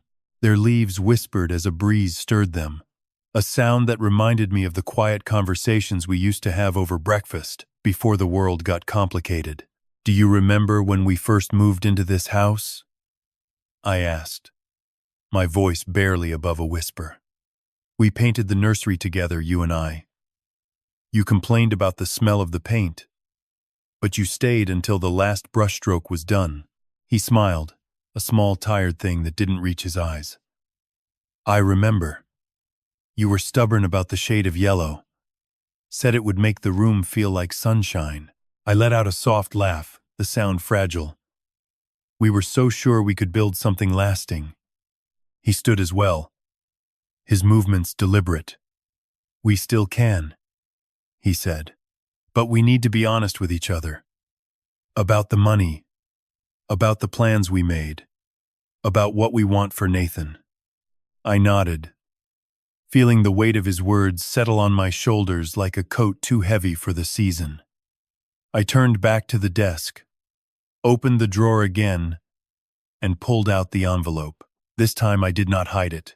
I placed it on the wood between us, the numbers facing up. This is what I found, I said, my voice steadier now. I didn't know where it came from. I only saw the transfer when I was looking at the statement last week. He stared at the paper, his brow furrowed. His hand hovered over it. Then he picked it up, turning it over, as if expecting to find an explanation on the back. 12,000 to an offshore account, he murmured. That's not something we discussed. I watched his face, saw the flicker of disbelief, the quick shift to something darker, maybe anger, maybe hurt. I did not look away. I needed him to see that I was not hiding behind lies. I was laying bare what I had uncovered, even if it painted me in a bad light. Did you know about this? I asked, the question hanging between us, like a thread, waiting to be cut. He shook his head slowly. No, I swear I didn't. I would have remembered moving that kind of money. A silence settled, thick but not oppressive. It was a pause where we could choose to pull away or to step closer. I saw the conflict in his eyes, the desire to protect his son, the need to preserve the life we had built, and the unsettling realization that trust had been cracked. I reached out not to touch his hand, but to rest my palm flat on the desk, feeling the solid wood beneath my skin. Whatever happens, I said, Nathan deserves to know the truth. Not the version we spin to keep peace, but the real one. He looked at my hand, then up at my face.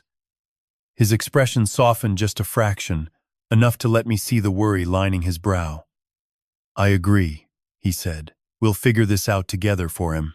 The kettle whistled again, a sharp reminder that time was moving forward. I turned to pour the tea, the steam curling up like a question waiting for an answer. As I handed him his cup, our fingers brushed, a brief contact that spoke of shared history and uncertain future. Later that evening, after Ethan had left to meet his lawyer, I sat alone in the living room. The house felt different, quieter, as if the walls were holding their breath.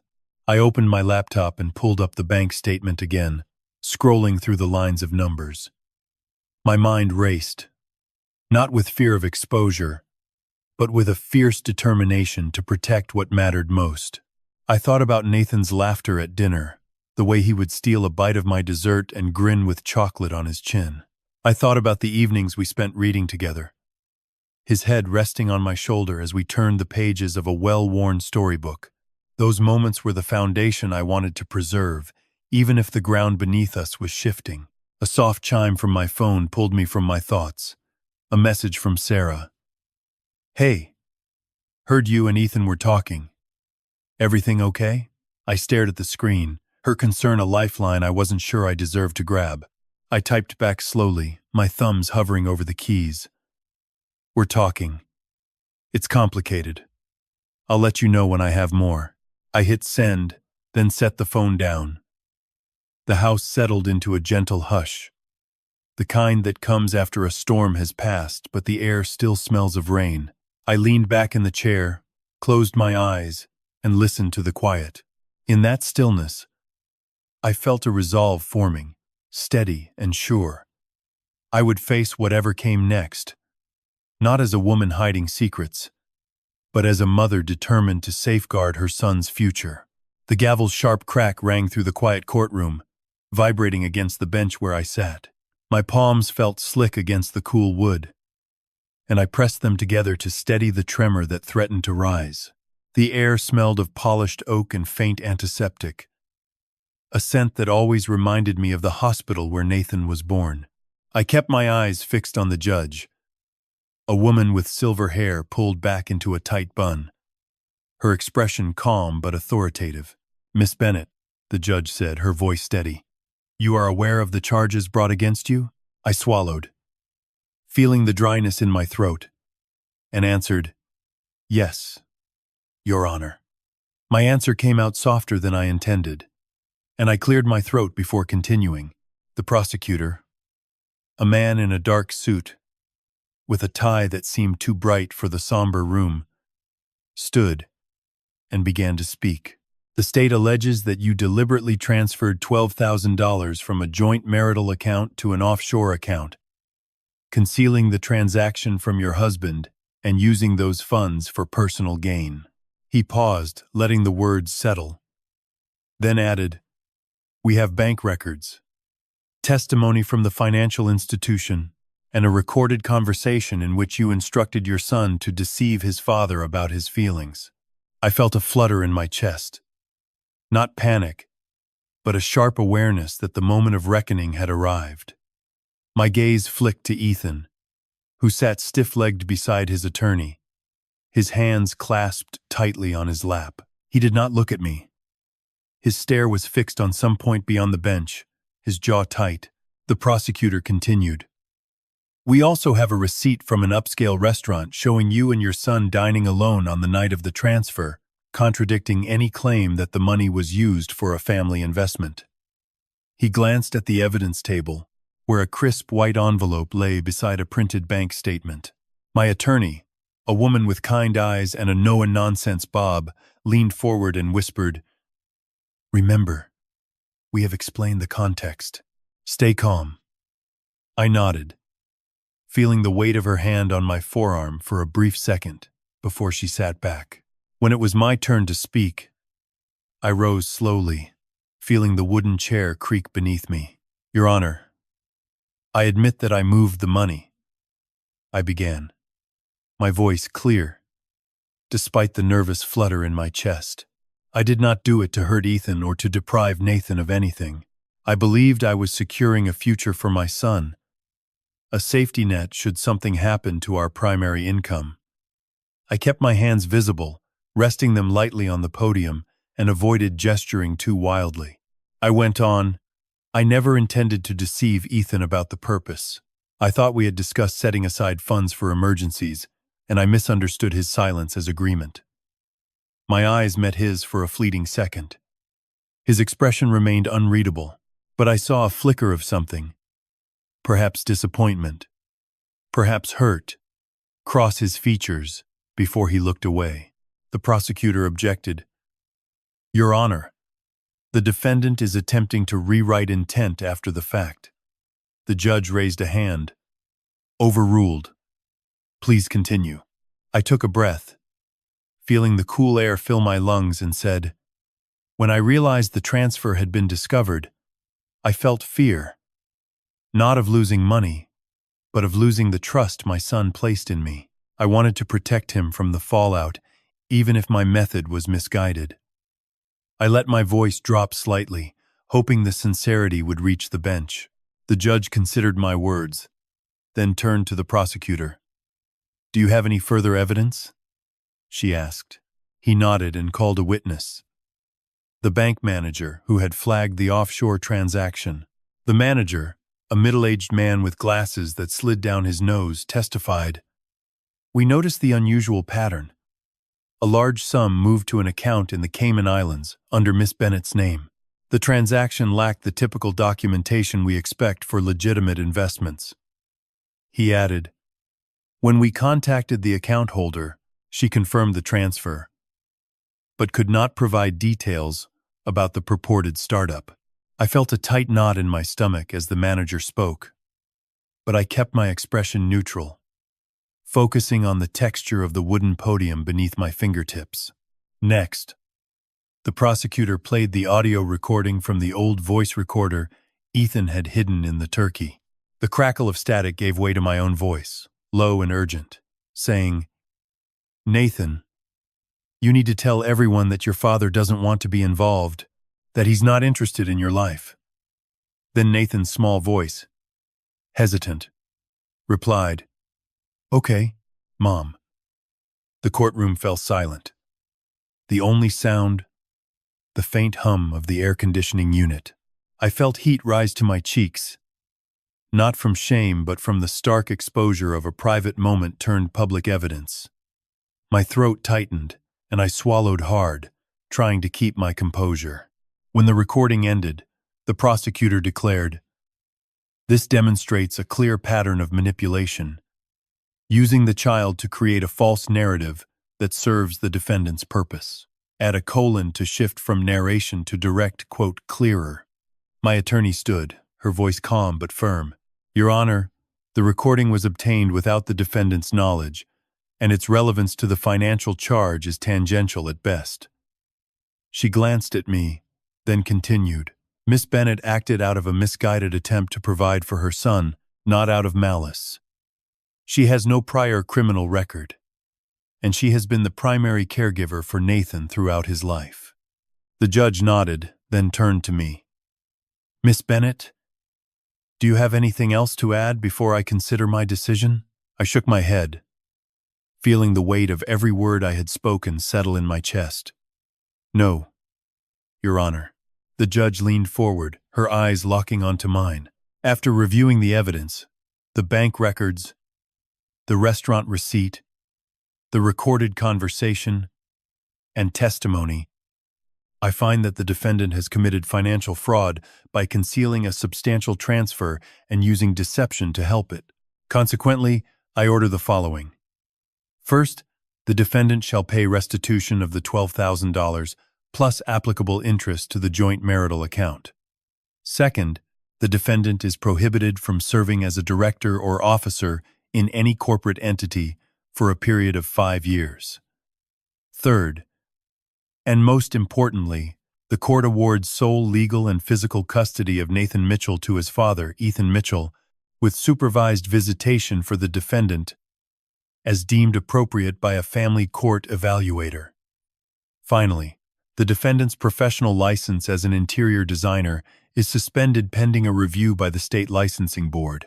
I felt a cold wave wash over me, as if the courtroom's temperature had dropped several degrees. My hands, which had been resting on the podium, began to tremble slightly. I kept my gaze lowered, focusing on the grain of the wood to avoid seeing the faces of those watching. The judge banged the gavel again, a softer sound this time, signaling the end of the hearing. Court is adjourned. I rose slowly, my legs feeling unsteady as I stepped away from the bench. Ethan stood, his attorney guiding him toward the exit. He did not look at me, but I sensed his relief, a quiet tension releasing from his shoulders. As we moved through the heavy wooden doors into the hallway, a court officer approached me. Miss Bennett, you will need to check in with the probation office tomorrow morning to discuss the terms of your suspension and restitution plan. He handed me a small card with an address and a phone number printed in bold black letters. I slipped the card into my coat pocket, feeling its edges press against my thigh. The hallway smelled of lemon polish and old carpet, a mundane scent that felt jarringly out of place given the turmoil inside me. Outside, the autumn air was crisp, leaves swirling in small eddies along the sidewalk. I paused, pulling my coat tighter around me, and took a deep breath. The world seemed both vast and suffocating at once, and I knew the steps ahead would be difficult. But I also felt a resolve forming, one that would not be defined by this moment alone. 6 months after the verdict, I found myself adjusting to a quieter rhythm. The apartment we chose was modest but cozy. The walls painted a soft gray that caught the afternoon light. They dressed in by being painted. Edit word usage for more natural. I stood in the kitchen watching Nathan pour cereal into a bowl, his movements careful as if he feared spilling more than milk. "Morning, Dad," he said, looking up with a tentative smile. "Morning, buddy," I replied, handing him the milk carton. "Did you sleep well?" He shrugged, the motion small but sincere.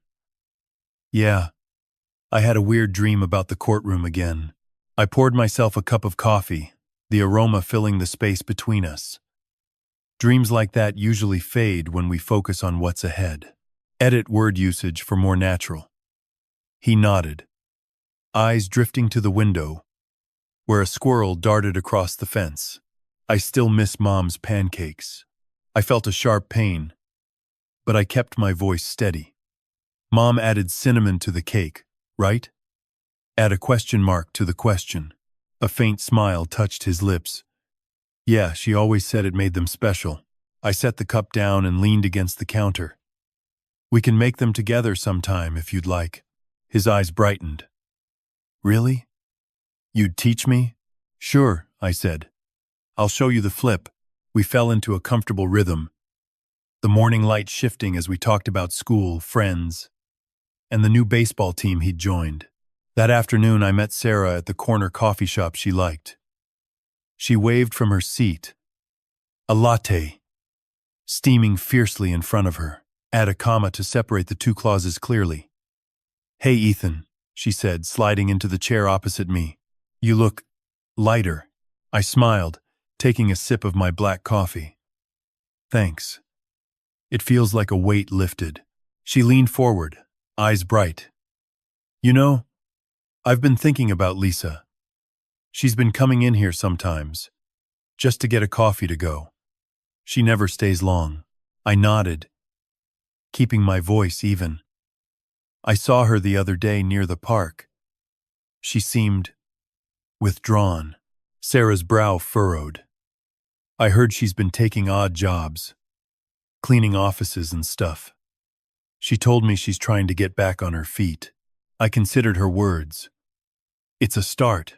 She reached across the table, squeezing my hand briefly. You deserve peace, Ethan. And Nathan looks happy. I squeezed back. Thanks, Sarah. When I returned home, Nathan was in the living room arranging his baseball cards on the coffee table. He looked up as I entered, a card held between his fingers. Did you see the new guy on the team? He asked, eyes bright. I sat beside him, feeling the soft cushion under my weight. I did. He's got a strong arm. Nathan nodded, flipping the card over. He said he'll teach me a new grip.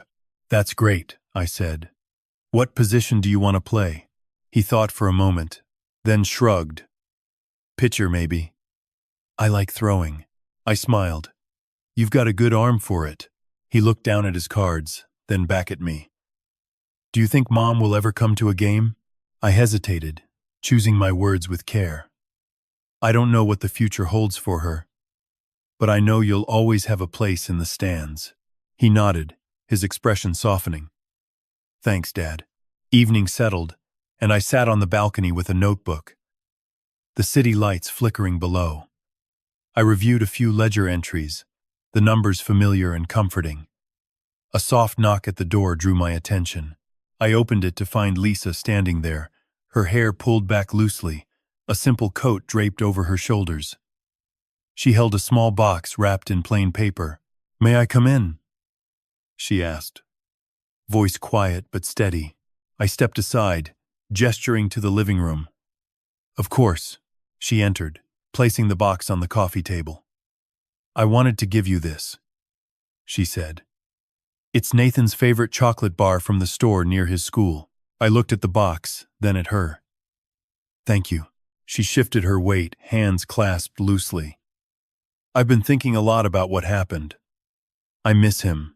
I kept my tone measured. I know you do. She looked down, then back up. I'm trying to make things right, even if it's small. I nodded, feeling the weight of the moment.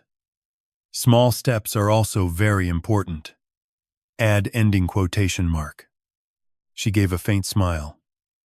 I'll leave now. Let him know I'm thinking of him. She turned and left, the door clicking shut behind her. I picked up the box, feeling the smooth cardboard under my fingers. Later, Nathan appeared in the doorway, eyes wide. Is that for me? He asked, voice tinged with excitement. I handed him the bar. Yeah, it's yours. He tore open the wrapper, took a bite, and his face lit up. This is awesome, he exclaimed, cheeks full. I laughed softly. Glad you like it. He sat beside me, legs swinging lazily. Do you think we'll go to the beach next summer?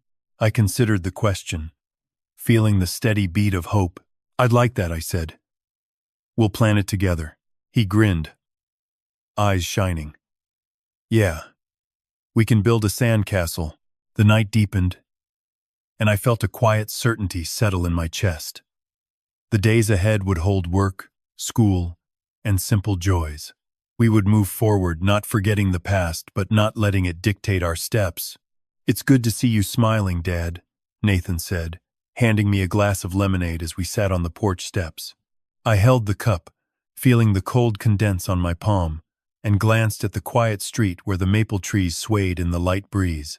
Afternoon light filtered through the leaves, forming shifting patches on the weathered wooden boards. Split the sentence for easier reading.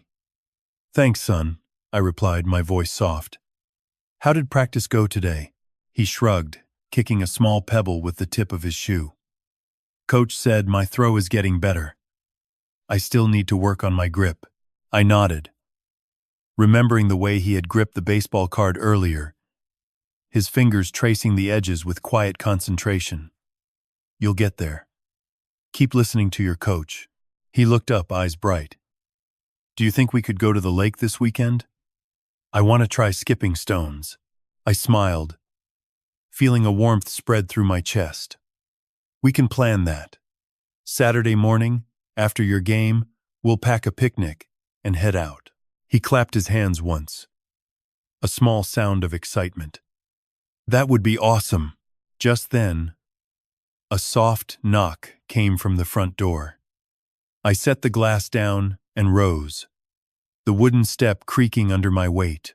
I opened the door to find Lisa standing there, her hair tucked behind her ears, a simple cardigan draped over her shoulders.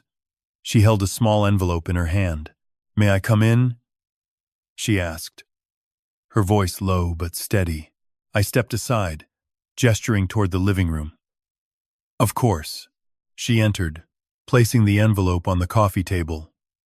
"I wanted to give you this," she said. "It's a copy of the bank statement for the joint account. I thought you might want to see the latest activity." I frowned slightly, feeling a flicker of old suspicion rise, then pushed it aside. "Thank you, Lisa." She hesitated, then continued.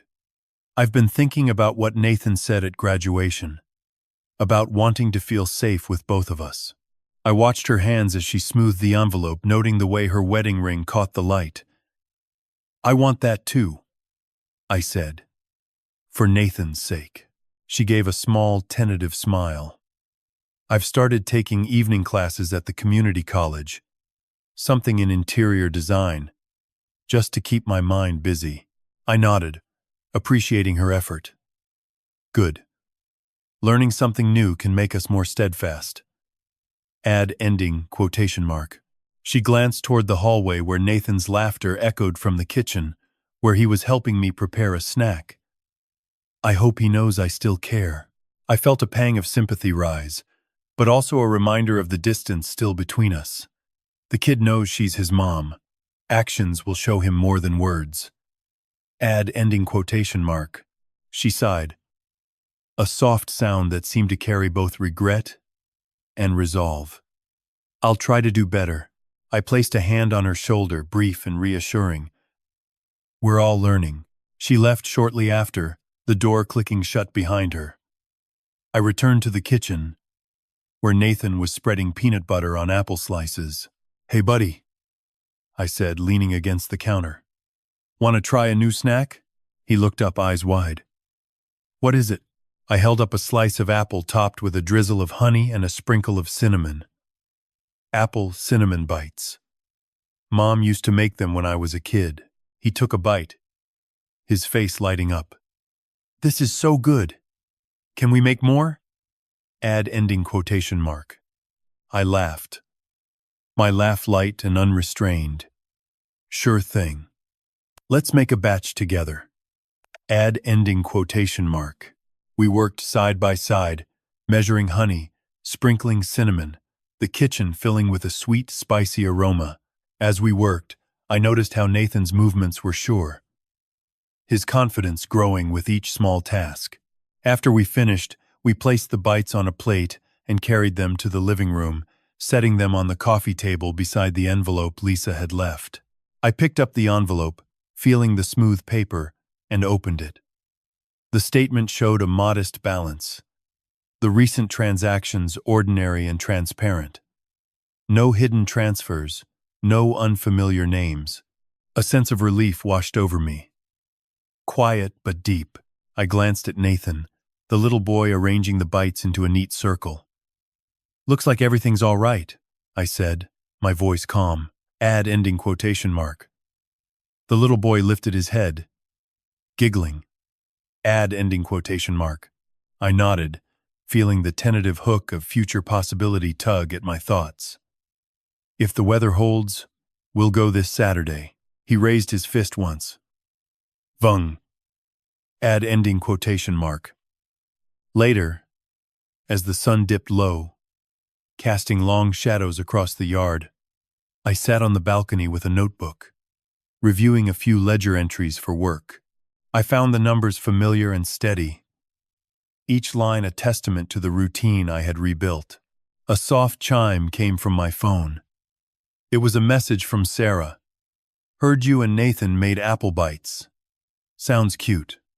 Let me know if you ever need a babysitter for a night out." I quickly tapped back, smiling. "Thank you, Sarah. We're doing okay for now, but I'll keep your words in mind. Add ending quotation mark. I set the phone down and looked out at the darkening sky, the first stars beginning to appear. A gentle wind rustled the leaves, carrying the faint scent of distant rain. I thought about the months that had passed, the courtroom, the whispered conversations, the weight of secrets finally laid bare. I felt no urge to dwell on the past. Instead, I focused on the present. The sound of Nathan's laughter from inside, the warmth of the cup in my hand, the steady rhythm of my own breath. A sudden thought struck me, quiet but insistent. What if the peace we've found could be shaken again by something unseen? I pushed the thought aside, choosing instead to trust the steps we had taken, the honesty we had practiced, and the small joys that filled our days. I closed the notebook, stood, and stretched my arms above my head, feeling the tension ease from my shoulders. The night was calm, the world outside quiet, and inside, a boy's happy hum drifted from the living room. I walked back inside, found Nathan curled on the couch with a blanket, his eyes half closed as he listened to a soft melody from the speaker. I pulled the blanket up a little higher, brushed a stray hair from his forehead, and whispered, "Good night, champ." Add ending quotation mark. He murmured a response, already drifting off to sleep. I lingered for a moment, watching his chest rise and fall, feeling a deep sense of gratitude settling in my heart. The house was still, the lights low, and for the first time in a long while, I felt the simple, profound comfort of being exactly where I belonged. I woke to the soft glow of dawn filtering through the blinds, the house still hushed except for the occasional creak of the floorboards. I slipped out of bed, pulled on my sweater, and padded downstairs where the scent of toasted bread mingled with the faint reminder of cinnamon from last night's bites. Nathan was already at the table, his small hands stacking wooden blocks into a wobbly tower. I poured 2 mugs of tea, set one beside him, and sat down to watch his concentration. When the tower fell, he laughed, a bright sound that made me smile without thinking. I reached for the envelope Lisa had left, now resting in the drawer beside the phone, and slid it back into its place, feeling the paper's smooth edge as a quiet promise rather than a ledger of secrets. After breakfast, I swept the kitchen floor. The broom's swish steady, each stroke pushing away dust that had settled during the weeks of tension. I paused at the sink, wiped the counter with a cloth, and noticed the way the water caught the light, reminding me of the mornings before everything changed. Later, I walked to the backyard, the grass cool under my bare feet, and sat on the old wooden bench where I used to read. I pulled out my notebook, not to work but to sketch the shape of the tree that shades the bench, its branches stretching wide. As I drew, a breeze lifted a few leaves, and I heard Nathan's voice from inside, calling my name with a simple request for a story. I closed the notebook, stood, and walked back in, ready to spend the afternoon building forts from blankets and pillows, the kind of play that leaves no room for old grudges. When the sun began its slow descent, painting the sky in shades of amber and violet, I lit a single candle on the windowsill, its flame flickering steady. I sat beside it, let the warmth touch my palms, and thought of the steps taken, the words spoken aloud, the silence that now feels less heavy and more like a breath held then released. I blew out the candle, its glow briefly lingering before darkness settled, and spoke softly to the room. To anyone who has found peace after a difficult time, share your journey. You see that healing does not demand grand gestures. It lives in the everyday choices you make when you choose to show up, to listen, and to let simple rituals anchor you. Each time you sweep the floor, pour tea, or sketch a tree, you are practicing patience and presence, reminding yourself that calm grows from repeated, mindful actions rather than a single breakthrough. By returning the envelope to its drawer, you honor the promise of honesty over the temptation to keep score. And by lighting a candle, you create a tiny, controllable light that signals safety to your nervous system. The lesson is concrete. When you feel the weight of past conflict, start with one small, repeatable habit. Whether it's wiping a counter, folding a blanket, or breathing with a candle flame, and let that habit become the foundation for rebuilding trust, first with yourself, then with those around you. Now, think of a moment when a modest routine helped you regain steadiness after a difficult time. What was that habit, and how did it shift your inner landscape? Sharing that story with someone else not only validates your own experience but also offers them a tangible tool they can try, turning personal insight into collective resilience. What small habit have you passed on to a friend or family member, and what change did you notice in them?